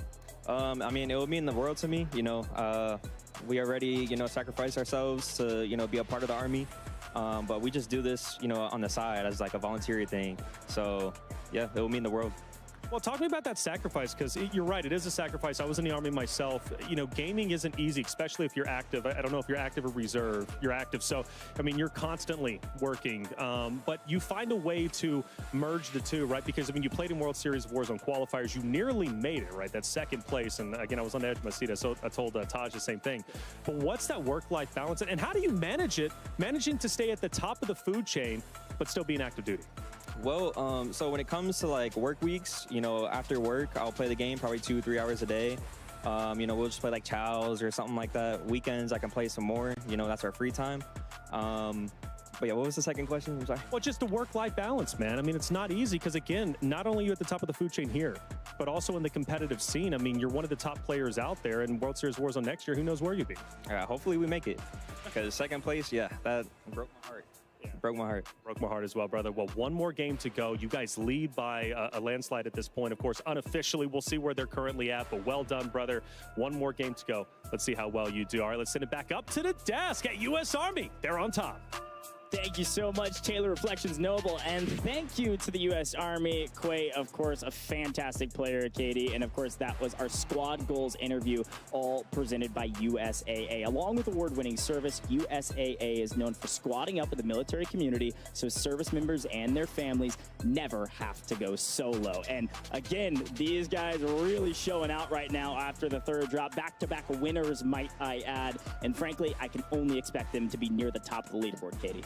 I mean, you'd have to think they go back-to-back in maps 2 and 3. They look exceptional otherwise. And there's just so much going for them, and I don't think they're going to stop in map 4. Yeah, and again, let me be very clear. They're going to be at the top of the leaderboard. It was a question of, are they at the top of the leaderboard just in that map? And I think, frankly, probably with a 2x multiplier, this is a huge, huge boon for them and their overall military branch. I'd be curious to see where Legion's team ended up as well, but I want to give a special shout out to Monster Energy for being a partner for this year's Code Bowl. Now, Monster Energy sponsors 4 professional esports organizations globally and hundreds of streamers and gamers all over the world. So, including someone you all might be familiar with, Call of Duty World Champion Tyler Teep Polchow. So, we love Teep in this house, also doing fantastic today. Love to see him competing. But for those of you joining us on YouTube and Twitch, we've got some more great viewer rewards for you, all thanks to USAA. Let's take a look at them.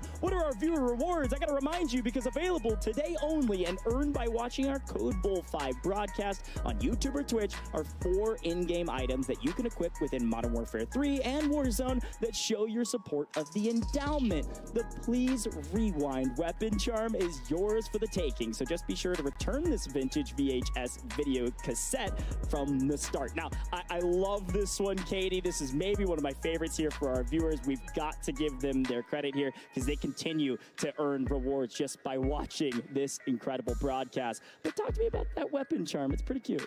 How many people do you think are watching this don't know what a VHS is?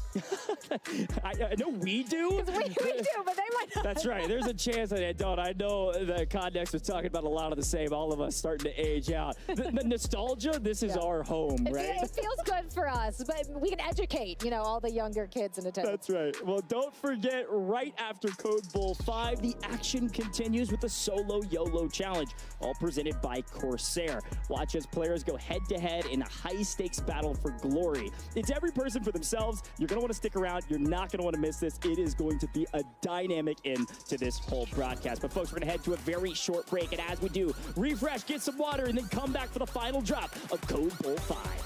Final drop, man. 5 is brought to you by USAA. USAA's mission is to serve the military community and their families wherever they may be. Come learn more at usaa.com/gaming. Corsair.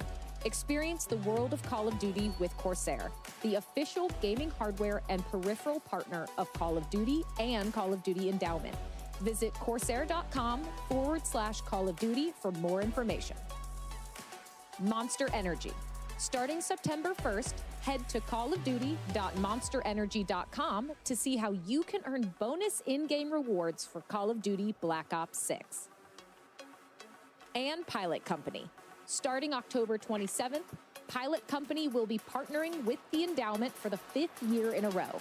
You can round up your change in-store at checkout with 100% of funds going to getting vets into high-quality careers. Through the partnership to date, Pilot Company and the Endowment have helped over 7,150 vets gain meaningful employment. If you head into any Pilot or Flying J location, you can join in on the fight to help get our veterans back to work.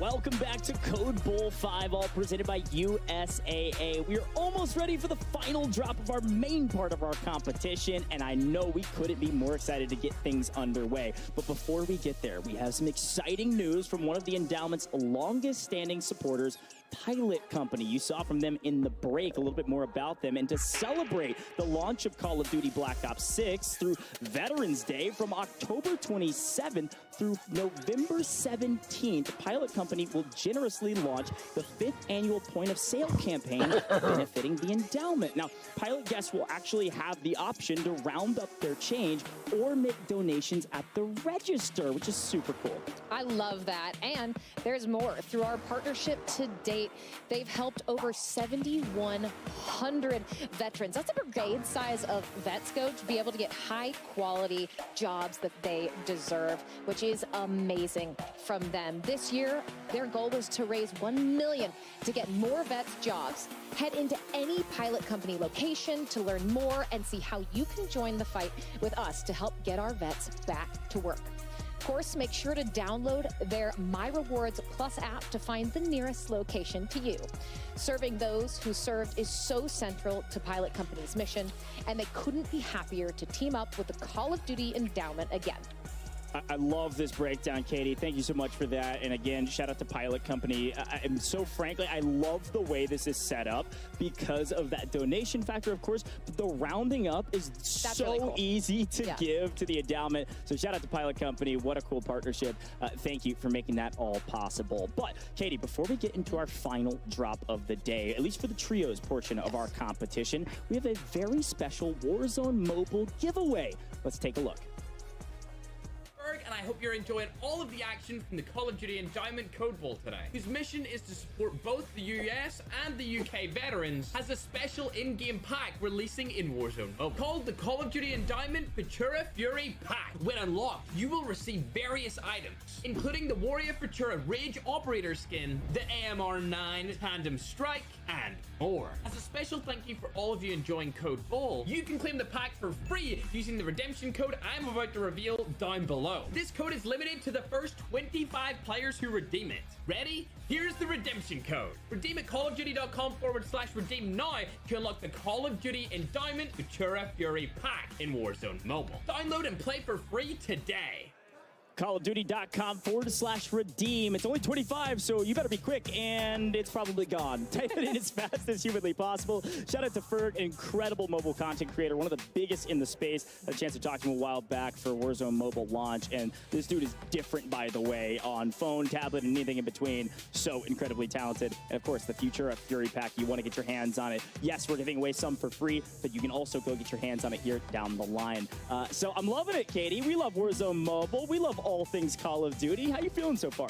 I mean, it just looks exceptional. I think the Futura Fury looks amazing. The gameplay we've seen both here today in Urzikstan, and then what we know the caliber can be in Warzone Mobile as well. I think we're being treated to a lot of excellent moments, but we're not done yet, right? We still have map 4 to get through for trios, and then we have the first ever solo YOLO for Code Bowl. So there's still a lot of action in store. If you're just tuning in now, make sure your Twitch accounts are linked. There's still great giveaways you can get your hands on too. Yeah, Twitch, YouTube, everything in between. A great chance to continue to earn rewards. But my big question right now as we're going into the final drop is, where are our standings at? Because I think it's going to get a little dicey on the leaderboard. Let's bring them up. Katie, talk to me about what you're seeing. Oh, my goodness, it is not close. Good Lord, what is going on? 218.5 points for U.S. Army Esports. I said that they were going to break 200, and they do it in 3 maps, setting records hand over fist in Code Bowl. And U.S. Army Esports won. Legion's team, 56.5 points. They are doing so well as a duo. The Royal Canadian Air Force still trying to lock down that second place, but I think right now, like I said, Goat, this is a race for second. I think first, I don't know if they'd have to spawn in. Okay, I'm looking at this leaderboard. I think I'm pretty good at reading comprehension. Am I saying that U.S. Army Esports won? That's going to be that Legion squad we were talking about.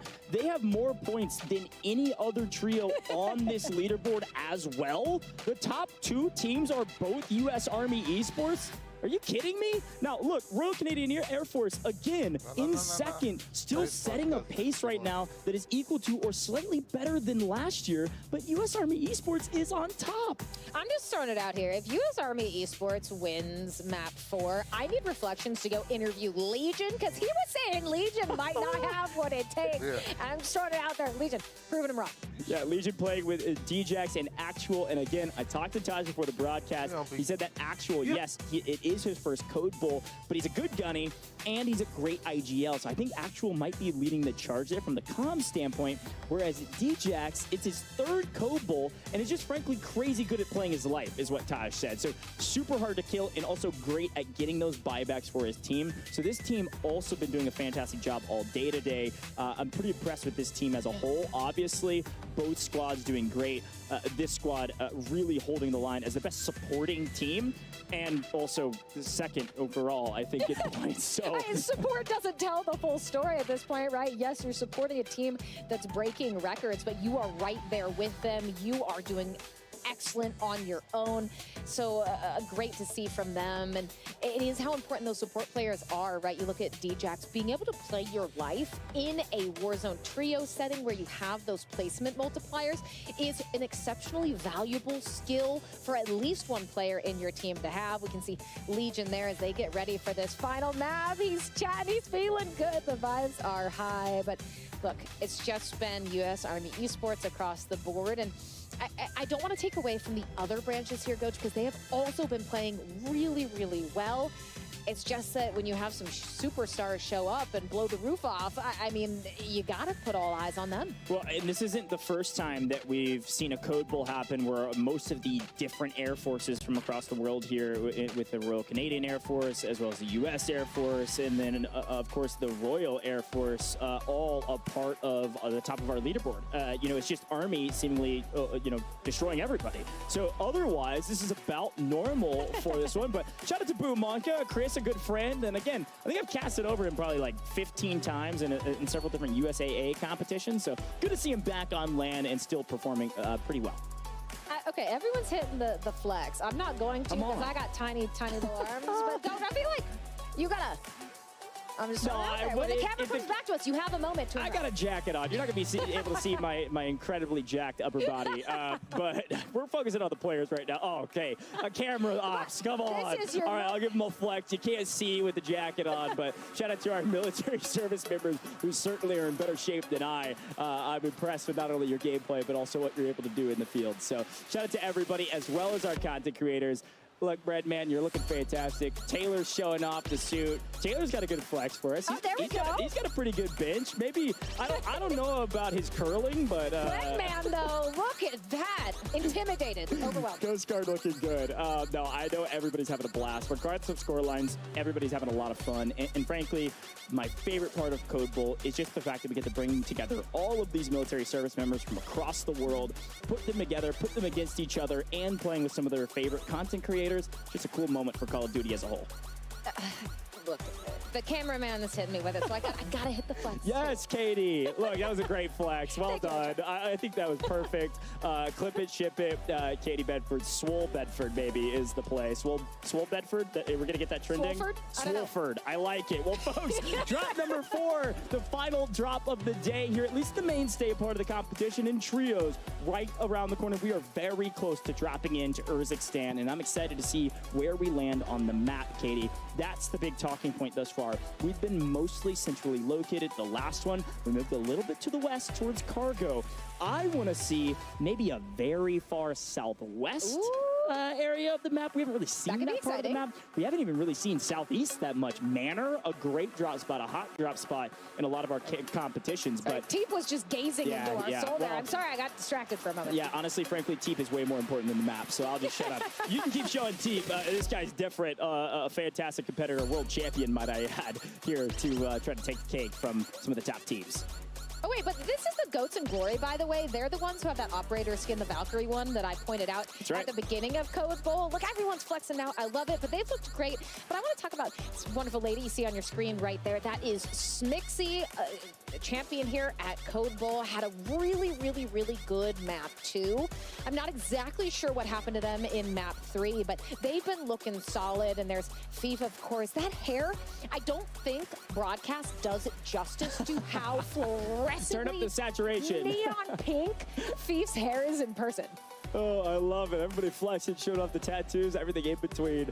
FIFA Kill usually dyes his hair. I'm going to be honest. I've been a little AFK. I think he dyed his hair this time around for some sub reward on his channel. FIFA, correct me if I'm wrong later. Text me or something. And there we go. We got Mist Whiskey, former champion of the Code Bowl, flexing for us. Royal Canadian Air Force, a threat today as well in second place. But Katie, again, double it and add another, but you can't pass it to anybody. Unfortunately, second place, double your score. You're not at U.S. Army.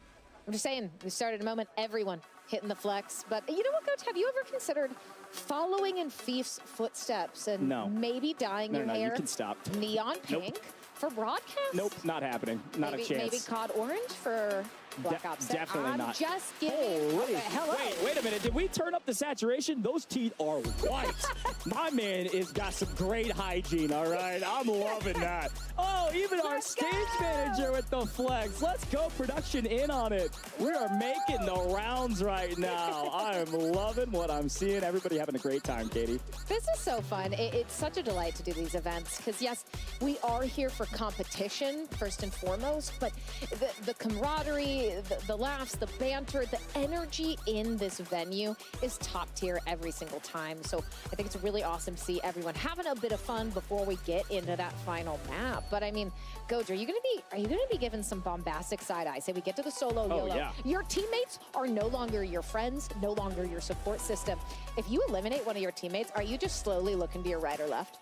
Oh, absolutely. I'm talking trash. The best trash talk is amongst friends, not enemies. Let's be very clear about that. I know U.S. Army, if they do end up winning this competition, when they go into the Corsair Solo Yellow, they know, hey, we're no longer friends. We are no longer allies. Not only do we want to beat each other, we want to beat the content creators. I want to see a military service member win that Corsair Solo YOLO. Folks, a quick sneak peek of what's about to happen. Yes, we have one more final drop. After that, we've got our incredible trophy. After that, we've got our Monster Energy MVP. After that, the Corsair Solo YOLO. So much incredible action, some amazing interviews, and everything in between right around the corner. You cannot miss the rest of this as we prepare for drop 4, Katie. I think this is where we can have a bit more conversation about logistics. Let's be very clear about our score lines right now. Let's be very clear about what we're playing for. We said that last year was a year of firsts. Royal Canadian Air Force join us. They win. We have several women win in that for the very first time here with Code Bowl. This time, I guess, is a Code Bowl 5. This is the Code Bowl of what, awards, the Code Bowl of setting records. We set a Guinness World Record with our amazing marionette outside.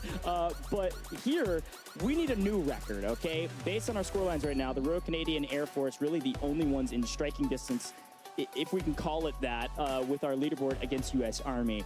I need a new record. 76 is the best individual scoreline we've ever seen. You need to double that and pass it to the next person if you want to take down U.S. Army.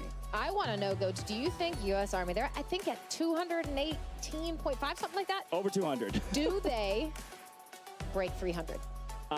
It again would need a monster effort. Let's take a look at the leaderboard. Let's remind each other and the people at home. I do think there's actually a pretty sizable update to our overall leaderboard. Oh, that does change things. Wait a minute. Quite a bit. Do they break 200, Goj? Hold on. Wait a minute.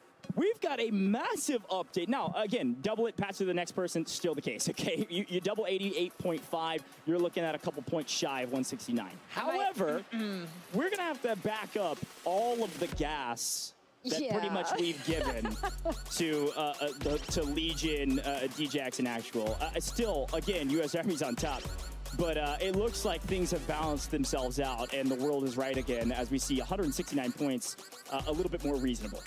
Yeah, I was telling Reflections to go apologize to Legion. I might need to take that back. But hey, it doesn't matter. You still have double the points of second place. Yeah, and, realistically, you could have a mediocre map 4, and U.S. Army's still going to be feeling very, very confident, but things a bit more manageable this time around. Yeah, we're but good. Hey, I think still more than likely to break that 200-point mark, already setting records for total scores.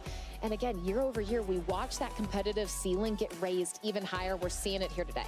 Yeah, and I think if you look at the Royal Canadian Air Force, their score line, you add 76 to that. That's the best score you've seen today. If they were able to replicate that, you would need the Army to drop 0 points, and you got to better that. You add 76 on top of that, you're looking at about 164 points, which is right there, roughly around a couple points shy of where U.S. Army is in total currently without playing the next drop. So this is not necessarily entirely on you if you want a chance to win this with the Royal Canadian Air Force. You need the top team to also have an absolute blunder in this final map. We have seen those blunders occur. They are certainly possible. The stars have to align, and you have to execute precisely on every moment of this map. But here we go. Goj, they are hopping into that plane. They are ready to get their final drop for Code Bowl 5. These teams going for glory. Let's see where we are ending up on the map this time around. Djax on our screen, and look at that, everyone off to the races. Come on, Army, come on, Legion. Djax, we're ready for an actual where are you at? You're on our screen right now, and we're dropping in, and it's seemingly looking pretty hot. Folks, this is the final drop of the mainstay part of our competition, and we need a big one. If we're any team besides the Army, if we're the Army, we need an okay map, and all of a sudden we might be solidifying ourselves as Code Bowl 5 champions.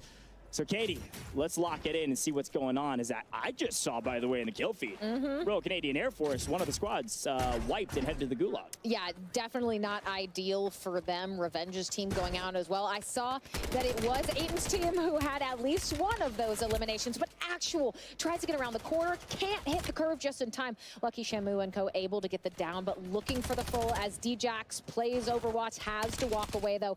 A wise decision. Legion still up top, able to have a sight line, but not enough to save your teammate. Yeah. And this is going to be a little bit tricky. Able to get a break onto Lucky, but you got to be careful of everyone on your right. They are waiting for Legion to pop over the top of this tarp and get gunned down. Yeah, and again, obviously Army on our screen right now, but it was Space Force on the other side, and Conservation of Greatness, the other Space Force squad got fully eliminated, sent to the gulag as well. So a little bit of trades as, wow, Quay putting a couple in the blender. The top team at the top for a reason. Individual plays like that is what is setting this team apart. Yes, good chemistry. Yes, good team play. Yes, they're playing for trades, but they can win gunfights when they shouldn't, and that's what makes a great team. Quay, that was a beautiful 1v2. You isolate that first player with the down around the other side of the wall, and then Quay, that's multiple times. Pistol doesn't matter. You're gonna gun that opponent. Does it flawlessly. This team not letting up on the gas in this final map, despite their performances so far. Yeah, and funny enough, this is an interesting point. Aiden, this is actually his drop spot in competitive Warzone. They drop Bazaar, and they frankly mostly, many times, win Bazaar early, and seemingly a lot of the same. Substituting Taj and Quay in for, DJ Moss and Z-Smith apparently works out for him. They are dominating right now. But Space Force on your screen again, Lucky Shamu. Look, some say he's a Resurgence-only player, a Rebirth player, if you will. Maybe an Area 99 player with Black Ops 6. But Lucky still got the gunny, and he still knows what he's doing in competitive formats, making quick work of his opposition. Yeah, and that is Actual on the other U.S. Army esports scene. Lucky able to get 2 eliminations fairly quickly, but runs right into the barrel of an opponent, forced to back away and reassess this fight. Does have their final teammate who was over in that corner, I do think just got taken out. That was Goblin, but now the smokes are out. The push is in. Get Picked is looking to find at least one. Gets it. Tama falls. Lucky gonna have to retreat. Not gonna be able to find a way out. That's a staple of Z-Laner play right there. And of course, Royal Canadian Air Force in second place right now. Get Picked, last year's monster MVP as well. The Royal Canadian Air Force, a very strong trio. Have had a little bit of trouble this time around to maintain some spacing near the top, but in second right now. And frankly, it's been a team effort. Both of the trios that represent Royal Canadian Air Force are both doing pretty solid. Z-Laner, again, with a pretty good game under his belt. Unfortunately, one of his 3 teammates fully eliminated right now. They're going to need a buyback, a flare, or something in between. Well, take a look at that kill feed. Not fully eliminated, but a full wipe on Aiden, Taj, and Quay. So they're going to have to be able to reassess here in a minute, as I believe Mystics Team Squad 4 are going to be our 3rd team to be fully eliminated in the 4th and final map of Code Bowl 5. Get Picked. This is one of the nice things. Yes, you might come back from that gulag, you might get bought back, but when you are floating here in the sky, you can give so much valuable information to your team. Well, I just saw Huskers, the winner, Space Force, the winner of the very first map. One of those trios has been fully eliminated. I not only saw it say a squad wipe, I saw it go from 17 to 16. I know for a fact, Huskers, Kabase, Revenge. We had a great interview with Revenge at the very beginning of this broadcast. They said they were here to take the gold. I don't know if that's going to happen with one of your teams fully eliminated, but we're going to move over to the Royal Air Force and see if they can pick up Benny Central as he's trying to complete a most wanted. Yeah, that is unfortunate. Benny, not quite far enough around that corner, will be able to attempt to recover, but Unknown, nice shots and is forced to back off though. So Benny not out of it just yet, but not an ideal position as Harry gets another down, and that's actually Legion, unfortunately. I think that is going to be the other U.S. Army esports team fully eliminated. Harry going for the shots again, but they've got to be careful. The longer that this goes on, it is a 3v2. You are letting anyone else who's nearby know exactly what's happening. Yeah, and I talked to this Royal Air Force squad. I talked to specifically the player on your screen right now, Unknown, and he was talking about how, yes, he's rivals with the British Army. Yes, they want to beat them, but they're looking at Taj. They want to gun Taj, and they want to gun him now. And frankly, everybody also wants that in this competition. Somebody needs to take down Taj as they pick up a freebie, with what it looks like, at least, on the other side, with Gibbo and Geldog going down quickly. A perfect setup, a perfect execution. When you have player advantage, you've got to push the equation. Very well done. That did look like 2+2. This is beautiful, by the way. Trimsky and Breadman were able to just take out two with a swiftness. They get that high ground. They get the punish from multiple angles, and now Teep in a really rough spot. Teammates taken down, and Teep just trying to survive, but Breadman on the hunt knows that Teep is not in an ideal situation. Yeah, Team 15, though, I thought he was going to expose his shoulder to the team in pink. Look at the minimap, top left-hand corner of your screen. They've got a building on lockdown on the edge of the zone. If you over-pursue here, you might get picked off in rotation. Brett should be visible by this team here in just a blink of an eye. Gonna push the equation on Teep. Not getting shot in the back. Not yet, but Teep doesn't need it. Wait, it is Team 19, or sorry, 9 off-screen picking up an elimination. I thought Team 15 was getting into the mix, but they're not. Teep just by himself with no help is able to pick up one. Unfortunately, it's just not enough. You can't win a 1v3. There was a moment there where I thought Teep was going to be saved by another squad, but unfortunately, no angle. Yeah, and Teep able to at least win that one, but overwhelming forces, no support from another team, as you said. And you see Sean J with a down in the kill feed. That is going to be Benny Central and Co. fully eliminated as well. Two more teams needing to be taken out, so that we can get to that 1.5 multiplier, teams 2 through 10. Of course, first place getting the coveted double ×2 multiplier, but this is gonna be, that's gonna be tough. That is not ideal, especially if you don't have smokes for the cover. Yeah, and look, here's the thing about Royal Navy. I was shouting them out. I was excited to see them because I'm a big fan of Stade, okay? And he's touting his sniper skills. He's, well, earned well over 500,000 subscribers on YouTube because of his sniping skills. Finally, they've got their feet underneath them. Guess what he's got? A sniper. And apparently it's working out. Able to crack several plates here, looking for an opening knock. Unfortunately, a third team in the mix from distance, looking to finally clean up a couple of eliminations. Artemis picks up one and is able to do it on the low ground, so they can't get shot from the far side. I mean, this is going to be tricky, though. How do you play this? You have a 3-stack in front of you. You are being funneled in by the storm. Your teammate is in a pinch position, but it's not really ideal. And I think that choice to rotate in the storm, perhaps a wise one, not seeing a way to survive and turn that 2v3 into something profitable. So Phoenix and Co. now just trying to figure out where exactly Sean J went, but it is going to be, unfortunately, Smixy and D-Lo going down. FIFA on a rampage might be eliminating them, and I think that's what's about to happen here. Just a That was close. That was close. It was very close. Lurking in the shadows, a rat in the sewer almost was able to strike at the heels of 2 out of 3 of these players. And I think a moment like that, it doesn't feel like a massive moment. But if Sean J was able to take out one, it doesn't look like there's a buy station in their path. And they would have gone into the final couple of circles here, a person down, and that's a big disadvantage when you need all 3 up for these final couple fights. Look here, Goj, if I get someone down, I'm tunnel vision thirsting them immediately. You're one of those. I'm not worrying. I might get traded out, but I'm taking that person with me. Sean J, a very nice attempt. Symph able to get a down, but we're into our 1.5. Just 9 squads remaining for the 4th and final map of Code Bull 5. Who will come out on top? Phoenix and Co, they've got relatively decent positioning here, but you are running up on Get Picked, who was the MVP last Code Bowl. And Harry putting down some punish onto Cryo. I think Spiffy all on their lonesome. Yeah, and again, this is back to the Royal Air Force. Had a decent performance thus far, and I believe they're in the top 5 overall on our leaderboard, so still have an option to move up this leaderboard quite dramatically. The big question is Army in this still? Or did they get wiped? I think they might have gotten wiped. I think they did. I feel like we would have shown them if not. So because of that, the opening maybe is there for Royal Air Force. Maybe it's there for the Royal Canadian Air Force. As unfortunately, right as I say that, Z-Lane are falling off screen and getting wiped. That might be the last remaining squad in the Royal Canadian Air Force, which means it's all down to the Royal Air Force to try to make a difference here. Space Force still in it? I don't know, but Stade off screen also eliminated again. Uh-oh, we got a problem, and we got a brand new in-game with a bunch of new teams, and FIFA's on 10. FIFA is on 10. That is massive. But take a look at the positioning of Symphony's team. U.S. Marine Corps, Zach and Snoop, they are in an excellent spot. They are in the zone. They are going to directly be able to hold these teams. FIFA, though, trying to get that streak down to provide the cover. Instead, it is the smoke. The streak does come out, but Symphony, that's not really going to stop them from getting good sight lines onto these teams rotating in.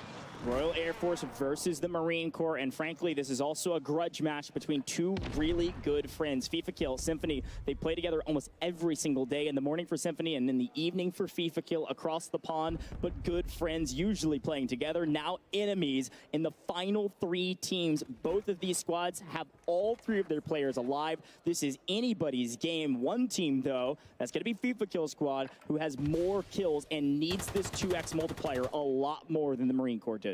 When you can look at Symphony, I don't think they realize how far FIFA has rotated. There's a chance they get caught out, especially if Harry comes in, plays spoiler, gets it down like that. This is a big one. 3v3v3. One of the only times we've seen thus far that all 3 teams remaining have all 3 players remaining on each of their respective teams. So if you get a knock, you got to fly, and that's exactly what's happening off screen. The Marine Corps, they're safe for now on the outside of the zone. Inside the zone, Breadman squad in trouble as FIFA Kill come flying in, looking for more. The Royal Air Force living up to their namesake, flying in, picking up a couple eliminations. But Symphony might be the saving grace for them at this point, removing some of that pressure from Breadman and Trimsky. But FIFA, you could not have a better setup than this. You are dead center in this circle. Everyone has to push into you. You are in a potential bit of a pinch situation, but it is FIFA with the third mite out. On the left, goes in, but Breadman trying to hit the shots, forced to back off, gets downed in the process. Can the team save the day?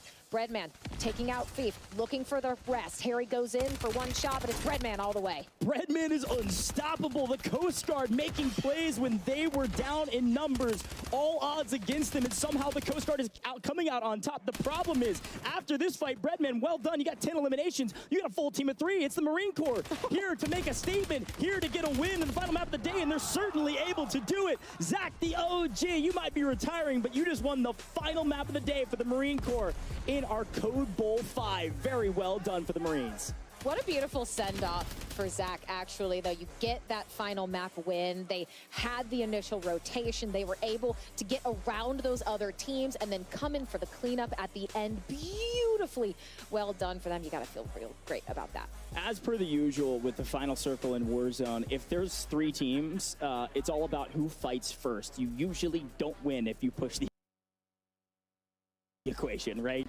Yes, some of this math is very simple. Right? Then we'll swoop in and clean up the mess. And frankly, it was impressive to see Breadman squad, the Coast Guard, they won a 2v3, Katie. And that's a huge, huge value. That is very difficult to do in Warzone. So the Coast Guard win the 2v3, they lose 1. It's just Breadman, double-digit elims. Congrats. Unfortunately, full 3 of Marine Corps come swooping in and clean up an easy kill. Yeah, I mean, Breadman initially sees them all jumping up on that wall. There's a chance, I guess, if no one looks right, maybe you get that initial pick, you can finesse the wall to stay alive, play your life, but they all turned at the same time, and you could tell Breadman, oh no. Yeah, and here's a quick look back at some of those replays, Katie. I would love for you to break them down for me, because a great start yet again for the U.S. Army, but it wasn't a great finish. For the first time, we don't see the U.S. Army in the end game, so something went wrong, and potentially this leaderboard might be open.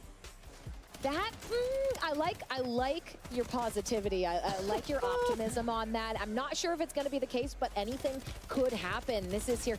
Breadman, as they pushed their way into that final match, they had good positioning for that final circle, but 2 of your teammates falling in the chaos of those gunfights, just not able to get it done. Here's a little peek at least one of our Gulag victories. We'll take a look at another.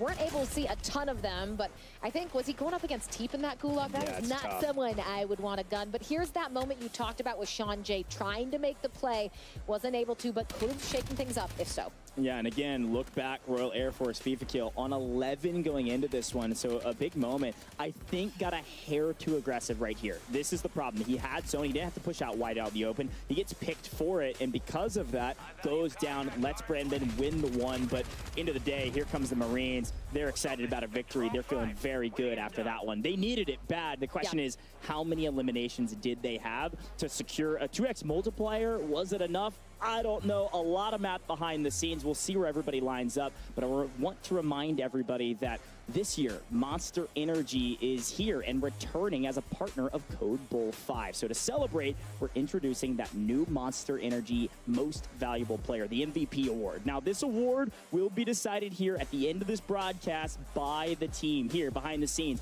and on screen right now. They'll be given the honor to be the standout performance of a military team member who exhibited a relentless pursuit of victory and unleashed the beast on the competition. I'm excited to see who our MVP will be, all thanks to Monster Energy. So to celebrate all things MVP, by the way, the Call of Duty Endowment and Monster partnered to develop a custom calling card that will be automatically granted when you log into Call of Duty.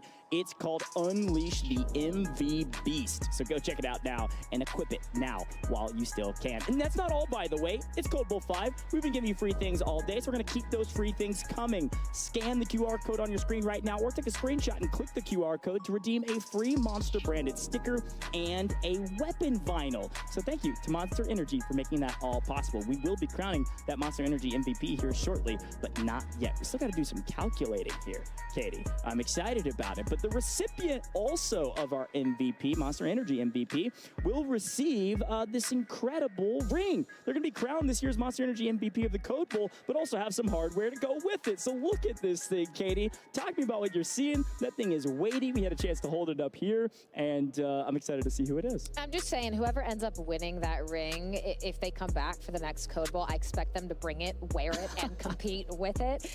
It just looks so cool, and I think really a testament for whoever earns it. That's going to be something, if you are a content creator, if you're one of these service members, you can show that off in the background. It's really, really cool, but we still have to figure out exactly who that Monster Energy MVP is. We'll find out very, very shortly, but I think so far we've just been treated to some really incredible moments, Goj, and these players, they have stepped up.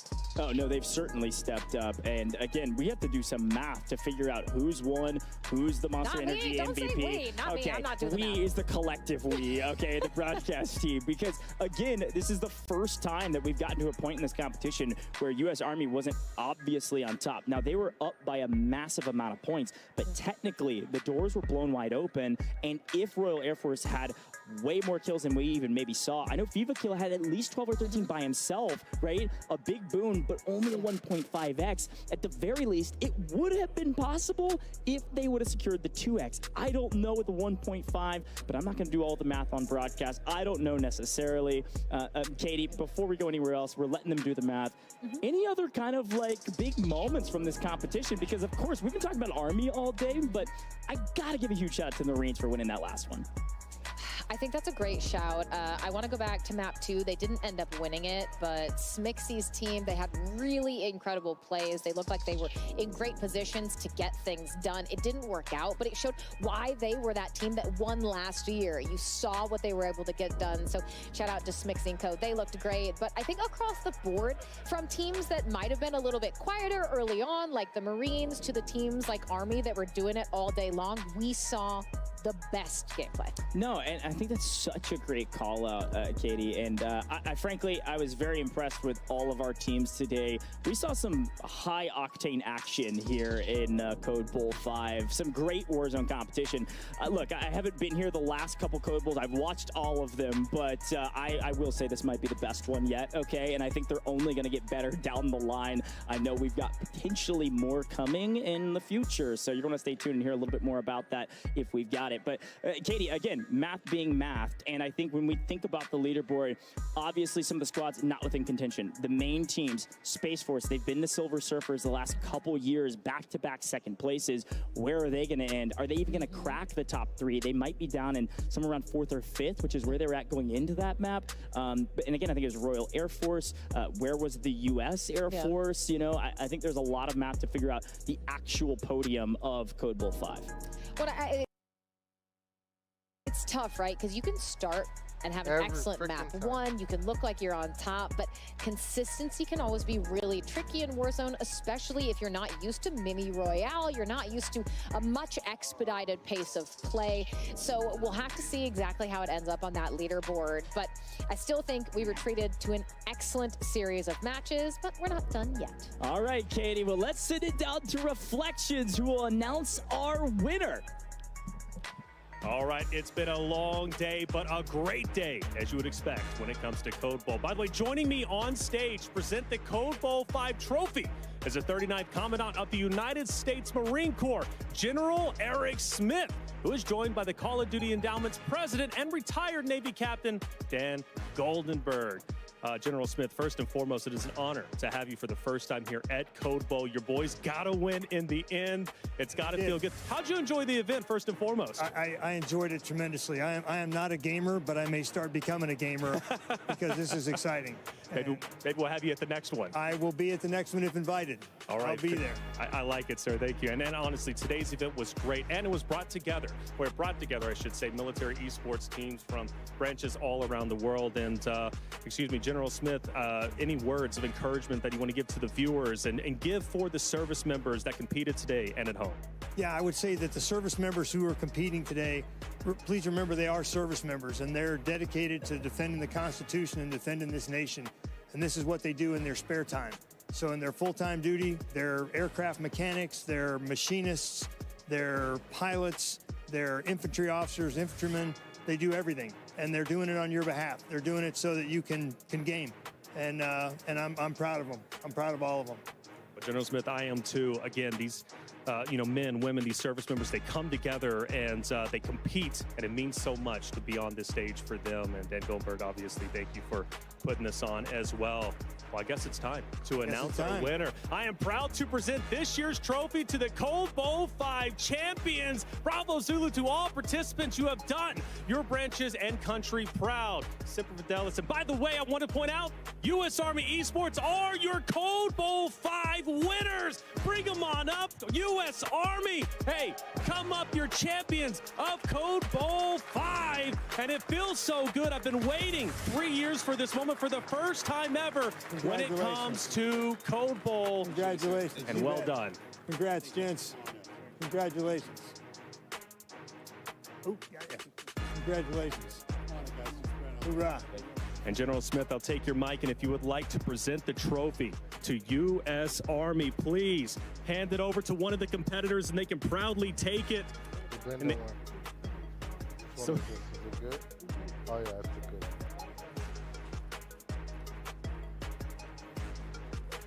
U.S. Army, lift it up, proud as you can be.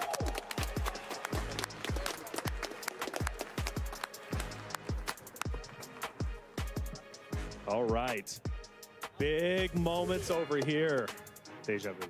You made it happen. You managed to get the job done. You played hard. And anyways, U.S. Army, they've been competing for a long time, dude. Talk to me about what it means to be here. Oh, it's absolutely amazing. This is 3 years for me and Taj, and just it never coming to U.S. Army, us just coming short. It always hurt us, but finally this year we got the right team together and we worked it and we got that dub, and now it's coming back with us.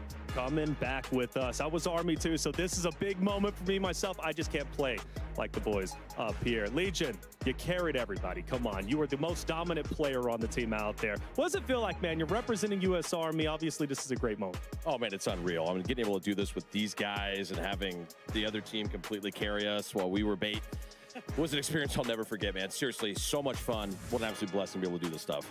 Fair enough, Legion. Always great to see you, by the way, man. All right, coming from Kansas City, coming out here to represent the best guy out there. Now let's talk to the real competitor, though. Aiden, man, you tore it up. Hey, come on, it is great. But it's the truth, okay? It's the truth. Now, you tore it up, man. And honestly, I know you weren't in the service, but you've represented Army and Code Bowl for so long now. It seems like, you've been here. It's got to feel great. You tore it up today. What was it like playing with the service members and ultimately now being champions? It feels good to, get my first LAN win. These two were great. Taj and Quay, man, they were great. Like, you could have put any other third on their team and they would have done amazing. So you got to give the credit to them. They're super good. I just got to give a shout out to my dad, who is also, part of the Army. Shout out to him. Shout out to Fat Daddy Gaming in my chat, who his son is also in the Army. So yeah, that win was for him today. So shout out Fat Daddy Gaming out there in the chat. I love it. Hey, always a pleasure to watch you play anywhere you go, Aiden. And man, you got it done. Congratulations, representing U.S. Army, active duty or reserve? Active duty. So again, balancing is not an easy thing to do, yet you got to this moment. What was it like competing against the other branches? And well, who do you want to shout out? These guys basically just, honestly,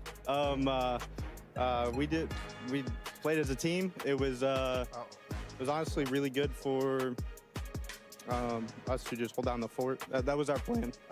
We just went out there, held down the fort, tried to survive as long as we could, let them get all the kills, and just kind of be there as good as we can. And you were there as good as you can, at least as good as you could with Legion over there, right?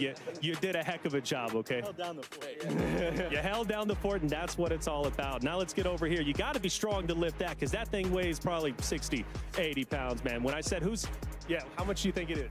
Probably like 45 pounds. I'll give you credit. I asked, I said, who's going to lift that trophy? And they said, no, man, it's got to be Taj, bro. He's the biggest guy out there. He's going to lift it up. So talk to me, man. You tore it up today. You were competing with your duo. You were competing with Aiden. You've competed 3 Code Bowls at this point in time. Now you're finally champions, brother. You've got to be on top of the world. Oh, yeah, it feels great. My teammates went crazy. I already knew Aiden's going to go crazy. Me and Quay, we've been playing since World Series, so it was just about time. We had the vibes, we had the chemistry going. It was unstoppable for sure. And it was unstoppable, man. Congratulations, brother. That trophy looking nice at U.S. Army. And of course, we'll come down here, Quay, your first Code Bowl. You made it happen. You played out of your mind. And in fact, your first LAN, as you were telling me earlier, and you're a champion. Not many people can say at their first ever LAN, they're champions. Hey, man, you see the name on the back, Quay, man. I really do this. It was time to prove myself on LAN, and that's exactly what I did. So we did exactly that, making everybody at home proud, and obviously U.S. Army proud in general. Now it's time to crown our second ever Monster MVP. Dan, if you could please join me down here. You got the ring, and we've got our champion. Taj, you're the Monster MVP. Well done, and a reminder. Congratulations. Show it off, baby. Oh, yeah. This thing is beautiful. It is beautiful, isn't it? And a reminder, by the way, the award has been decided by the Code Bowl 5 broadcast team. They're the ones who chose you as the champion, and you got it done as for your honor and standout performance of a military team member who exhibited a relentless pursuit of victory, unleashed the beast on the competition. You did all that, and you end up becoming the champion. How does it feel, man? Because, again, not only did you win it for U.S. Army for the first time ever, but you're obviously Monster MVP. That's some big rings, man. Yeah, no, it feels good. I feel like we're like SSD out there, honestly. Yo, SSD, if you don't know, they're the best team out there whenever it comes to the World Series Warzone 8, and I apologize, but you'll be there, all right? But no. This and you did shine big, baby. You did shine big. But seriously, though, you got the job done. What's your plans moving forward, not only as a competitor, but also in general for U.S. Army? Hey, we're going to keep doing our thing, come back next year, try to go back-to-back, you know how it is. Try to go back-to-back, and I hope you guys do. Once again, U.S. Army, they are your champions. Lift that trophy up, baby, because we are proud. All right, Goj, it is time to get it started for the solo YOLO. We got our champions, but the job's not done just yet. These boys and girls still have to play a little bit more. Goj, back to you. Well, thank you so much, Taylor Reflections Noble. And as expected, Katie, U.S. Army was on top, and Taj was our Monster Energy MVP. And again, as expected, it was an incredible job all the way across the board and a fantastic interview over there with the U.S. Army. They've done it for the very first time and joined the winner's circle. But, Katie, talk to me a little bit about Taj, because you were touting his skill at the top of broadcast, and, well, apparently you were right.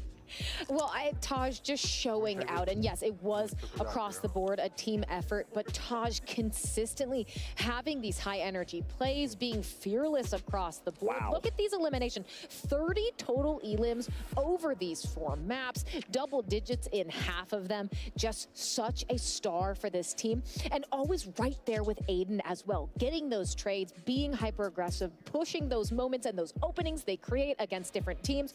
Truly well deserved by Taj. Yeah, this is a fantastic stat line, by the way. If you're not used to Warzone competition, this is a dynamic stat line even for a player that is playing in traditional trios with 120 people on the map. They had 60, and he's dropping a total of 30 eliminations through 4. That is a ridiculous stat line, so well-deserved Monster Energy MVP. Very, very well done, Taj. We knew you had it in you. Congrats, and well done living up to your word as well. You told me you were going to win, and well, you did it. You did the dang thing, my friend. Folks at home, don't worry, we're not even close to being done yet, and we have a final viewer reward for you, and thank you for joining us, by the way. If you're live on YouTube and Twitch, thanks to USAA for making this possible, but thank you to you, because you get a chance to earn here, available today only, and earned by watching our Code Bull 5 broadcast on YouTube or Twitch, are those 4 in-game items that we've been talking about. You can equip them in Modern Warfare 3 and Warzone that show your support of the endowment. And last, certainly not least in this reward tally here, is the Bull Buzzkill weapon camo. It screams of that 1990s nostalgia we've been talking about, Katie. What do you think of this one? Because this, I said the please rewind weapon charm, my favorite. I don't know. I'm a big fan of weapon camos, and this one's got to be near the top for me. I'm pretty sure that I had a pencil case that is in the exact Bull Buzzkill weapon camo pattern. So it is. You keep saying 1990s, and for good reason. Yeah. They look awesome. Make sure that you are getting them, linking your account, getting all of the goodies available today during Code Bull. But this has been so exciting so far, Coach. I think we need to see the overall leaderboard here in just a minute. Yeah. But Taj, once again, a massive congratulations on Monster MVP. But here is that leaderboard, Coach. Take a look. I thought they'd be able to break 200. Just shy. Okay, and I was going to say this at the top of the broadcast, and I bit my tongue because I haven't casted Mini Royale trios in a very long time. I was expecting it to be a 1-point game. It wasn't. It wasn't even close, but look at the differential between second and third. It was a half of a point that separated the Royal Air Force for becoming the new Silver Surfer, if you will, taking down the Royal Canadian Air Force. And it was, frankly, on the back of that very last map. It was an incredible performance from them, and because of it, they are able to secure second. Of course, a dominating performance at the top from the U.S. Army Esports. Well, take a look at second through 4th. You have Royal Air Force, Royal Canadian Air Force, Space Force. These are the teams that won Space Force Code Bowl 2, Royal Air Force Code Bowl 3, Royal Canadian Air Force Code Bowl 4. So they were still right up there at the very, very top. But, you know, U.S. Army saying, enough of that, sit down, we want our time to shine. But 181, I do believe that sets a new first place score to beat in Code Bowl, 70 points higher than what we saw in Code Bowl 4. Next year, I'm feeling like someone is going to break 200. I told you we were setting records today, folks. Code Bowl 5 has been a banger, but we're not done yet. You got to stay tuned for the first ever solo YOLO presented by Corsair, all coming up next. Don't go anywhere. When we come back, the action will continue, and it's going to be solos.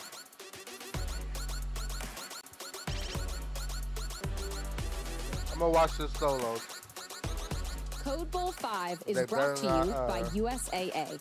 USAA's mission is to serve the military community and their families wherever they may be. Come learn more at usaa.com/gaming. Corsair. Experience the world of Call of Duty with Corsair, the official gaming hardware and peripheral partner of Call of Duty and Call of Duty Endowment. Visit corsair.com/Call of Duty for more information. Monster Energy.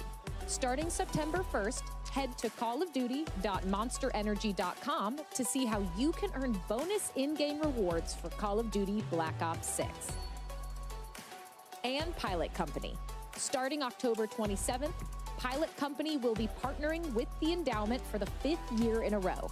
You can round up your change in-store at checkout with 100% of funds going to getting vets into high-quality careers.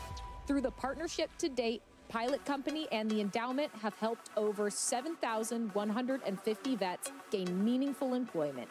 If you head into any Pilot or Flying J location, you can join in on the fight to help get our veterans back to work. Pre-order Black Ops 6 on any platform. Access.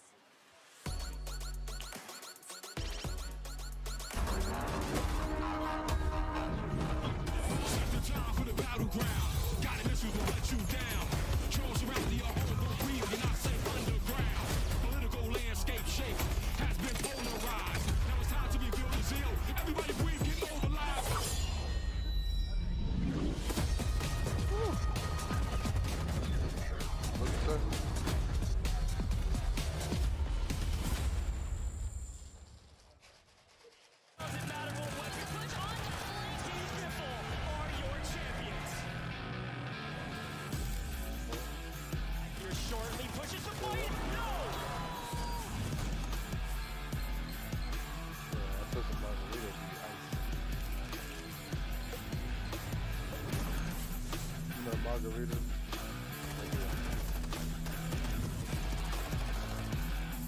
120 players on land, some of the greatest Warzone players of all time.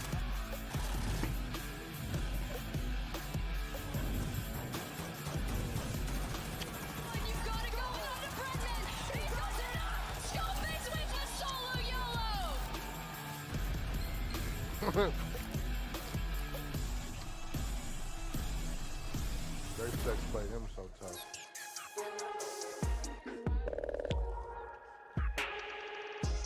Well, welcome back, folks, and I am so excited to be here because as Code Bowl 5 continues, we are excited to highlight Corsair as a key partner. Corsair is proudly presenting the Solo YOLO event, adding even more thrill to the competition today. You thought this was an amazing event thus far? We're not done yet. A huge thank you to Corsair for their amazing support thus far.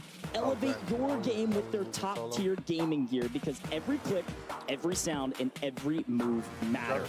It's time to get into our Corsair Solo YOLO, and we're excited to introduce a first for us here at Code Bowl 5, all brought to you by our presenting partner, Corsair. And for those of you that don't know, Solo YOLO is all about, what it's all about, rather. Let's actually check out a video. But now we've got to break them up. It's Solo YOLO time, and only one player is going to be earning that paycheck. So Closer, he has no idea. Ahsoka has a chance to make history. Oh! Come on, get the one. Let it go without the Brendan. He does it up. Scarface wins 100K and the Solo YOLO. That's right, the Solo YOLO is here, and in this intense showdown, individual players will drop into Urzikstan with just one life, no teammates, no buybacks. It's all about strategy, skill, and survival. Katie, talk about a new age here and setting records here with Code Bowl 5, Corsair Solo YOLO. This is going to be dynamic. That shield looks so cool. I know where the players are about to drop in, but like, I want that shield. Oh, so I couldn't get it. I wouldn't be able to win in a Solo YOLO, but look at that. That looks so nice, so shiny, so great to commemorate whoever is able to win the first Solo YOLO at Code Bowl. And I'm hoping, crossing my fingers, crossing my toes, I want it to be a service member. I think that would be such a great way to tie a bow on this whole event. Yeah, got a lot of quality competitors that are going to be working their way through the trenches to figure out who the best player is out of 60, at least in solos. Now, the winner of the Solo YOLO presented by Corsair will serve until next year's event as the best individual player of Code Bowl 5 and have this sweet shield that we just showed in their gaming setup. They get to take it home, by the way. Such a cool value add. So before we jump into things quickly, I want us to talk about this. Who do you think has that real shot of taking home the inaugural Solo YOLO, all presented by Corsair? Katie, I think I know who you're going to say. I'm not going to ruin it for the viewers at home, but who do you think is going to win this one?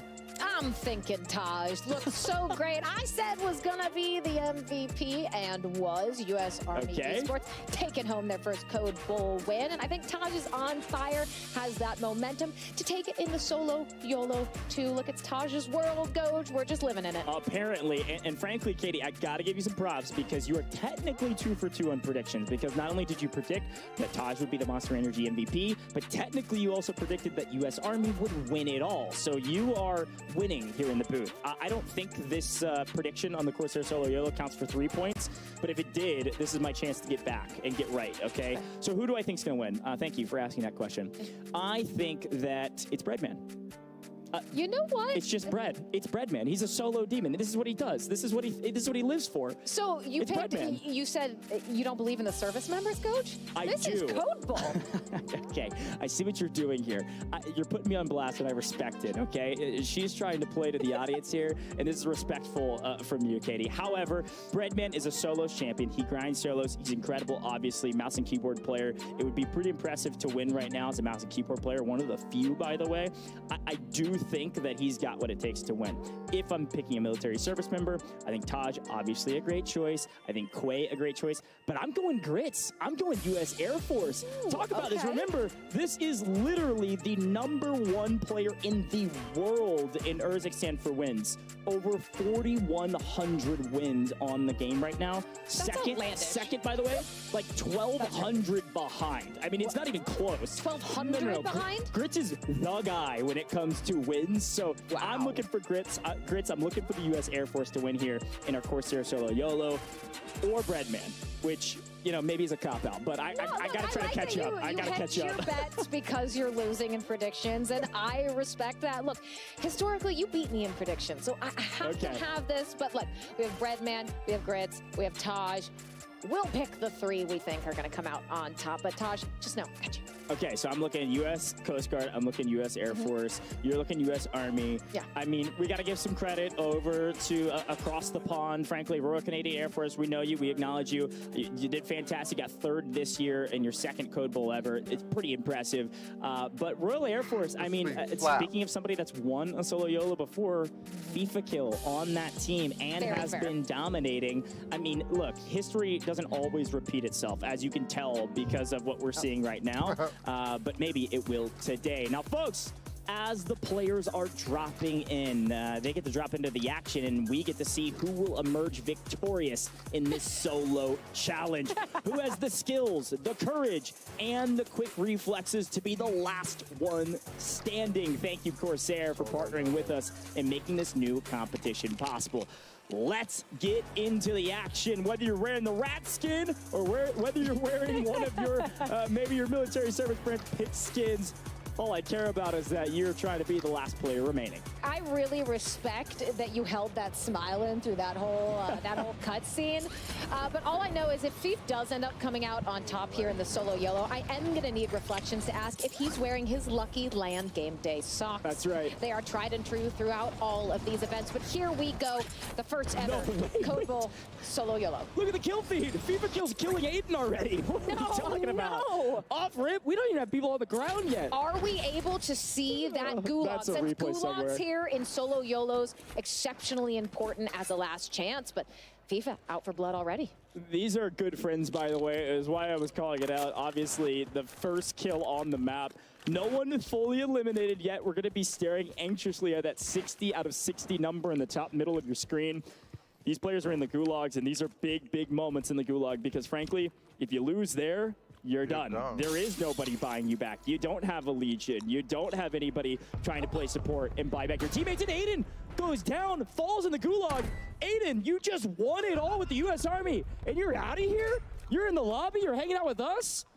We got to get the guy on the casting booth. I don't know what's going on. Desk, Aiden, because that is crazy. Out with a swiftness, but that's how it can go in solo YOLO. You can be one of the best players in the world, but it is chaos on this map. And unfortunately, Aiden falls victim far earlier than he would have thought. 3 players fully eliminated, and there's at least 4 or 5 condensed into this area. And it's Quay taken down, get picked, last year's MVP. Gibbo, though. What are we all? We're all hanging out. We're having a party up here. I think so. Look, there's sometimes in our solo YOLO, especially here with Corsair solo YOLO, where the players maybe create a pact and they say, you know what? Look, we're playing mini royale solos, which frankly is almost like a brand new mode for us. This is something not a lot of people get to experience. And we said, let's go up to Sorkin, okay? Let's go up to Industrial. Let's go to the north side of Popov. And let's just have a good time. Let's shake hands. Let's wave to each other. If I've got an expectation of what's about to happen, usually in instances like this, they might even just drop guns and throw some punches. I don't know. I don't know what they're preparing for. Maybe we're setting up Fight Club, but they're all moving as a unit. They have some sort of pact that we don't know about it. We need an inside person. We need somebody to give us the feed of what's going on here, because I think maybe a couple of these players said, we got to work together, at least till the final moments of this circle. If I'm a solo YOLO player, I don't know what happened to Braiders. That didn't look good. Oh, no. If I'm a solo YOLO player and I see a gaggle of players running at me, I'm like, do I just try and join? Because there's no way you're winning that. But here's Teep still in the running, does have multiple players nearby, but wants to get that loadout. He'll have to be careful, though.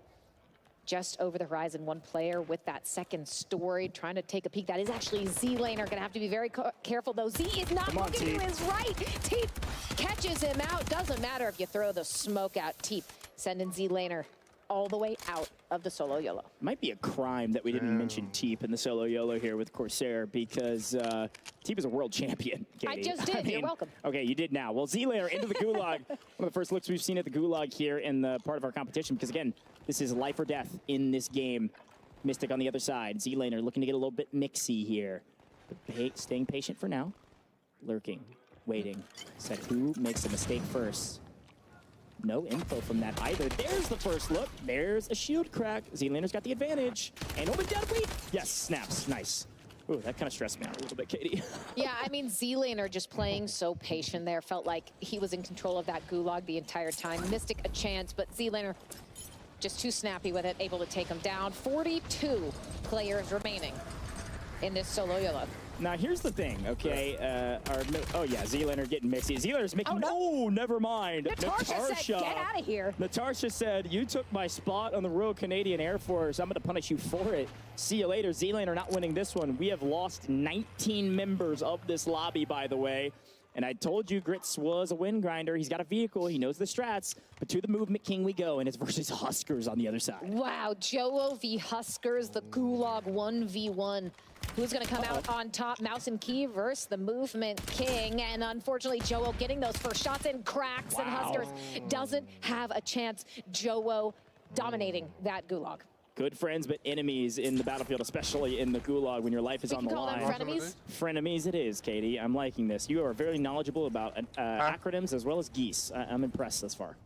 Scissors? Geese? Yeah, gaggle of geese. It's like a gaggle flock of geese. Yeah, don't ask Swisham, who is here for COD Next. Don't ask her about geese and ducks, because she can't tell the difference. Heard. Okay, well, we'll work on that. But Joe is going to head back to Industrial. This is where the gaggle was, by the way. Where are these geese, and are they still working together? They're waddling along. Oh, by the way, we've got superstar Kane Brown still in the mix, looking to get a win here with 36 players remaining. We are nearing halfway, at least in our player count, but moving into the third circle here shortly. Seemingly something happened. Snopch taking down Cryo. Seemingly a pretty big reaction from our players off screen right now. We can hear them yelling. But Trimsky's got a great angle, and with the help of maybe Kane Brown, Trimsky's able to pick up one. And that's unfortunate. Revenge thinks he can get away from Trimsky. Kane Brown just ready and waiting to get that third Symphony. I'm not sure if that was I think that was a full wipe. Sim might be out of this one, but Whoopty, 4 eliminations, by the way. Whoopty just farming through this. Lucky Shamu, look at all these players. No surprise, they are prone in corners. And people say, oh, why are you camping a corner? It's a solo YOLO. Yeah, that's right. You have to do that at times. So Lucky not taking any chances, even though these crates going to be very tempting for some of these players. Yeah, here's the thing, too. I think this is the first look at the north side of the map we've seen all day today, which is pretty fun. Industrial is a fun POI, several buildings and a lot of wide open spaces between them. This is the north side of Popov Power, so I'm going to be honest, a lot of Warzone competitors don't have a lot of experience here, and you want to know why? The best team in the game right now lands up here, and so they run away from the best team. But we're looking at Joe through Husker's eyes. I mean, a bit of remorse there after losing the 1v1. He's going to see if maybe he lost to the best player individually in the game. I mean, that's still a feat to tout, so Actual in a bit of trouble is going to probably get shot from a couple different angles. This is where it's going to start getting very congested, and this is what I'm talking about. Legion goes big, and I don't know if you all heard him yell. Probably not, but we could certainly hear him yell off to the distance after a kill. Well, and Artemis able to get another wipe. Zach follows and unfortunately is eliminated not shortly after. Over half of our competitors taken out, just 27 remaining in this solo YOLO. Here is Breadman doing well, does have a lot of utility available, so not in a bad position, and really no one nearby either. So, yeah. I mean, Bread, you could kick back and relax, although he's not really going to be one of those players who's going to sit still. Yeah, not necessarily. I will say, this is my choice, so I'm going to be asking production to stay tuned in to Breadman, but... You can't get assassinated! Wait, I didn't see him either! He was in the corner, he was I was blind! He was laying in the corner next to the couch. Joe come in, throws the trophy down, and then gets gutted. What? He's wearing the Nicki Minaj skin. How do you not see him? That's wild. Wow, that is, I don't know though, maybe Huskers is smiling, was spectating Joe, maybe happy to see that. All right, 22 players remaining in this lobby, and well, we are going about as far north as we can. This is the north side of Industrial, which is the farthest north POI on the map right now, at least in the center part of the map. So several teams kind of or rather individuals layer caked upon each other as Teep takes down Breadman and the gulag is closed. I will not be right, not for now. Kane Brown finding Miss Whiskey, a part of the Royal Canadian Air Force, falling. And well, Penny Central, he's got a friend. Does have a friend. I don't know what happened to the large gaggle of people, but some still banding together. I'm not sure if Taj's live. I don't know. I haven't seen him in the feed, but Quay still is. Okay. So at least one player from the winning U.S. Army esports team is still alive. FIFA gets the better of Lucky Shamu, who has taken down just 17 players left, and there is not a lot of room to work with as D-Lo takes down Iceman, and Trimsky follows not shortly thereafter. Acquiesce flying high here for the U.S. Air Force. Excited to see what he's able to do right now. And frankly, that's the best I'll give him position right now, because outside of this new zone, a lot of players already there. There are 14 now, make it 13 individual players still in this lobby, and one of those is Natasha, who's found a couple kills and a couple downs to boot, but hunting the edge. And who's close? It's Kane Brown, country music superstar. Now I'm mad. Looking to take a fight. It's Florida Man. I know he can drive a golf ball far, but can he get a kill here against Kane Brown? Yes! My man's good on the course and on the map. Come on, that's not fair. Look, diversifies, able to get it done IRL and in the game. Florida Man, a man of many talents. Staying alive in the solo YOLO, just 11 players. D-Lo goes down. D-Lo is wiped. Teep still in the running. 10 players remaining in this solo YOLO. Florida Man in a bit of trouble, tries to get away, but Quay ready and waiting in the wings with 4 eliminations. 8 players left. Who is going to come out on top? Yeah, this is brutal. If U.S. Army Esports wins not only the main part of our competition here at Code Bowl, but also the Corsair solo YOLO, I mean, they're going to be flaunting that for years to come, of the double up in the same competition. But look at this new zone. This is where it's going to get really mixy here, Katie. This is actually the last moving zone, I believe. It will then shrink on this spot, which means there is 0 cover in new. You're going to need smokes. You're going to need resources. And the question is, who was the teammate? Who was the player, the individual, the Corsair solo YOLO champion that knows what to do in this instant? Look at the world champion in new zone on the one piece of cover out there, which is a singular rock. a singular rock, but sometimes that's all you need. Now, we have teams like the U.S. Navy still in this, Royal Air Force is still in this, a lot of teams that can make it happen. Natasha as well, still alive and well for U.S. Coast Guard. So there's a chance for some of these branches. Uh-oh, though, Natasha not checking that left, not checking through that. Maddie ready and waiting, but Natasha says you take too long, and I will punish you for it. Drops the smoke, scurries away. 7 remaining. A chance for other branches who couldn't get it done in the main Code Bowl to walk home with a victory here in the solo YOLO. Teep is just lying in wait. Just hanging out. He's just going to be out there by himself while everybody else fights each other. This is where everybody else is on the map. Everyone is south besides Teep. This is huge. Quay going big for U.S. Army all by himself because, well, everybody is. Kill after kill, elimination after elimination, fighting in the gas, and who is waiting for all of them? It's Teep representing the U.S. Navy. Benny Central had a friend, and no longer all by himself, looking to make a move towards Teep with a little bit of cover, the last remaining piece of cover, but the entire zone is going to close on Teep. Navy, Goats, and Glory have a chance to win this. And this is Benny Central for British Army trying to stay alive, but again, it's the U.S. Army taking them down. FIFA traces them out immediately after the 2v2. FIFA versus Teep gets initial shots in, but the smoke causing chaos. Teep goes for the down, can't quite find it. The spray, the hip fire through the smoke. Teep from the beginning to the end is crowned your first Code Bowl solo YOLO champion. You said it, Coach. The experience came in clutch. Teep getting it done. And look at that cool, composed, a little smirk, feeling good. Are you kidding me? Why did we not shout out the world champion at the top of this? The Corsair solo YOLO. The champion is Teep, a world champion. This continues to prove that apparently multiplayer is better than Warzone players. I don't know. But Teep dominating in the Corsair solo YOLO, winning it all.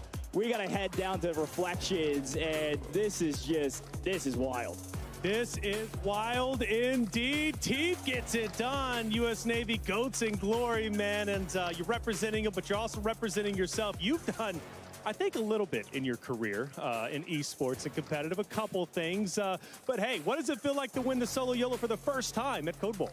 I don't really play in tournaments like this too often, so to take out a solo YOLO, I think I took out FIFA at the end too, one of the best players in the game when it comes to these types of matches, so feels good. I mean, Code Bowl's always a blast. Try and show up and do what I can, so to take home a trophy like this it's a great honor, it's a great cause, and we're all just happy to be here.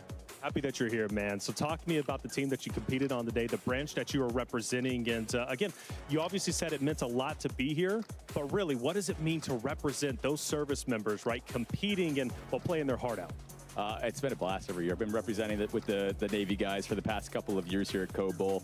And, you know, the trios didn't really go our way, but, you know, the effort that these guys are putting in day and day out, it's like none other. So it's always just a blast coming out here and trying to put on a show for them, especially playing this game as much as I do. I'm just trying to do the best I can and put on a show. So at least I got something for them here. Absolutely. Well, the thing is, you're consistently playing in Code Bowls, it seems. So why is it so important for you to play in Code Bowls? And I believe always for the Navy, if I'm not mistaken, unless you maybe played for somebody else. But why is it so important for you to be here as a competitive player? I mean, showing love to the vets, man. That's what we're all here for, right? And an endowment like this, the Call of Duty endowment, I mean, there's no other way I'd rather do it, right? I feel like the fact that they're able to put this on and so many people are supporting like this and they got the in-game items and things like that, people can show their respect for these people putting their lives on the line for us and, you know, just being service members in general. So huge respect. Thank you, everybody, for your service, and pleasure to be here. Pleasure to be here indeed. Teep, you got the job done, and we'd like to extend our gratitude to Corsair for sponsoring the Solo YOLO and helping us celebrate these incredible competitors. One final time, Goj and Katie, please take it away. Well, thank you, Taylor, and thank you, Teep, for doing a better job than I could have done. Very well done, shouting out our military service members, but also shouting out the Navy, Goats, and Glory. They are the champions, and he is our solo YOLO winner, all presented by Corsair. What a great interview, Katie. Teep, consummate professional across the board, able to get it done in game, and then poised and ready to give the most immaculate winners interview of all time. So once again, a massive congratulations to Teep. Yeah, I love that he's been apart for so long. But Katie, this is the worst part of the broadcast. This is where we have to close things out. So any final words here before I send you off? Because look, frankly, you did a fantastic job, and I'm so glad we got to do it together. Thank you. Look, it's a privilege to be back for my second Code Bowl. I think we got an amazing showing, an elevation of skill across the board in all of our military branches. And I just want to say thank you for having me. Shout out to the sponsors and looking forward to next year. Yeah, looking forward to it as well. We're going to take a quick look at replays before we send it out here today, folks, because, well, we have to, right? Replays, this is such an incredible moment. Looking back at the Corsair Solo YOLO, all of the competition that we had in front of us was amazing, but a great way to finish things out here. Looking back on some of these fights and these moments where Teep was able to set up his successful win. Such an opportunity to showcase all of the assets, all the facets of Warzone, rather, from gulags into the final circles, and Huskers gets a win there, but unfortunately doesn't win at all. And I think, again, looking at these replays, I mean, Z-Laner, all of these incredible content creators, I mean, they're fighting every inch, tooth and nail against our military service members. Tit for tat, it was an incredible competition, and excited to see the rest of these replays, Katie, because I sent you off, but we got to shout out Legion one more time. Come on. He got a great kill there towards the end. He was fighting for his life. And in this moment... No, don't play it again. No, not the roundhouse Cholo. Look, I was letting you take these replays because I wasn't sure if I was out, but I'm back. No, you're back. You're back. This is so cool. All of the service members, just an impeccable job from them, and these are the final moments. Goj, I took it away in real time. Please close it out here in the replay. Yeah, and again, such a great moment where Teep was just waiting on his competition. This is the making of a great player, a great Call of Duty player, a great Warzone player, takes down FIFA kill, a friend, and like you said, one of the best players in the space in solos as well. So shout out to FIFA, of course, but shout out to Navy, Goats, and Glory, and of course, Teep for winning it all and becoming our very first Corsair Solo YOLO champion. Folks at home, thank you all for tuning in to Code Bowl 5. It was an incredible event, and we also want to give a huge shout out to our incredible partners, USAA, who has been the cornerstone of this event since Code Bowl 2. A big thanks to Monster Energy for crowning our second MVP, and Corsair for introducing the Solo YOLO, as well as Through Dark and Pilot Company on making Code Bowl 5 possible. We appreciate everyone's support and look forward to seeing you next event.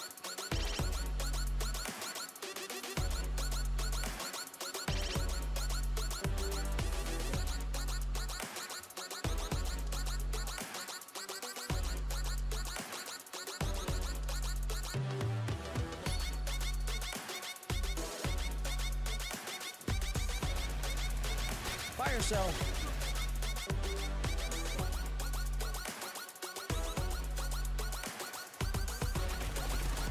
Slam Dr. Luke. Oh no, hold up.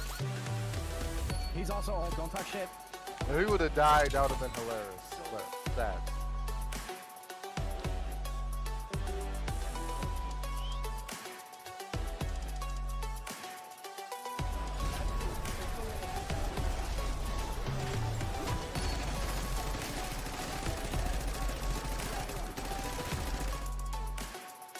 Yeah. Why? What's wrong with what? Why?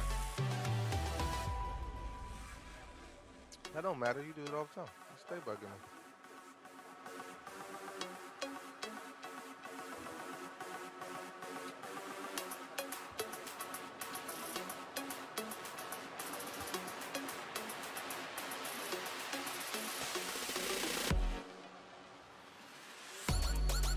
I'm mad they keep doing my boy Joe Wall like that. Oh my God, Nicki Minaj snuck up on the player with a roundhouse kick. One of the best in the game got assassinated in the YOLO game at the end, like the end circle.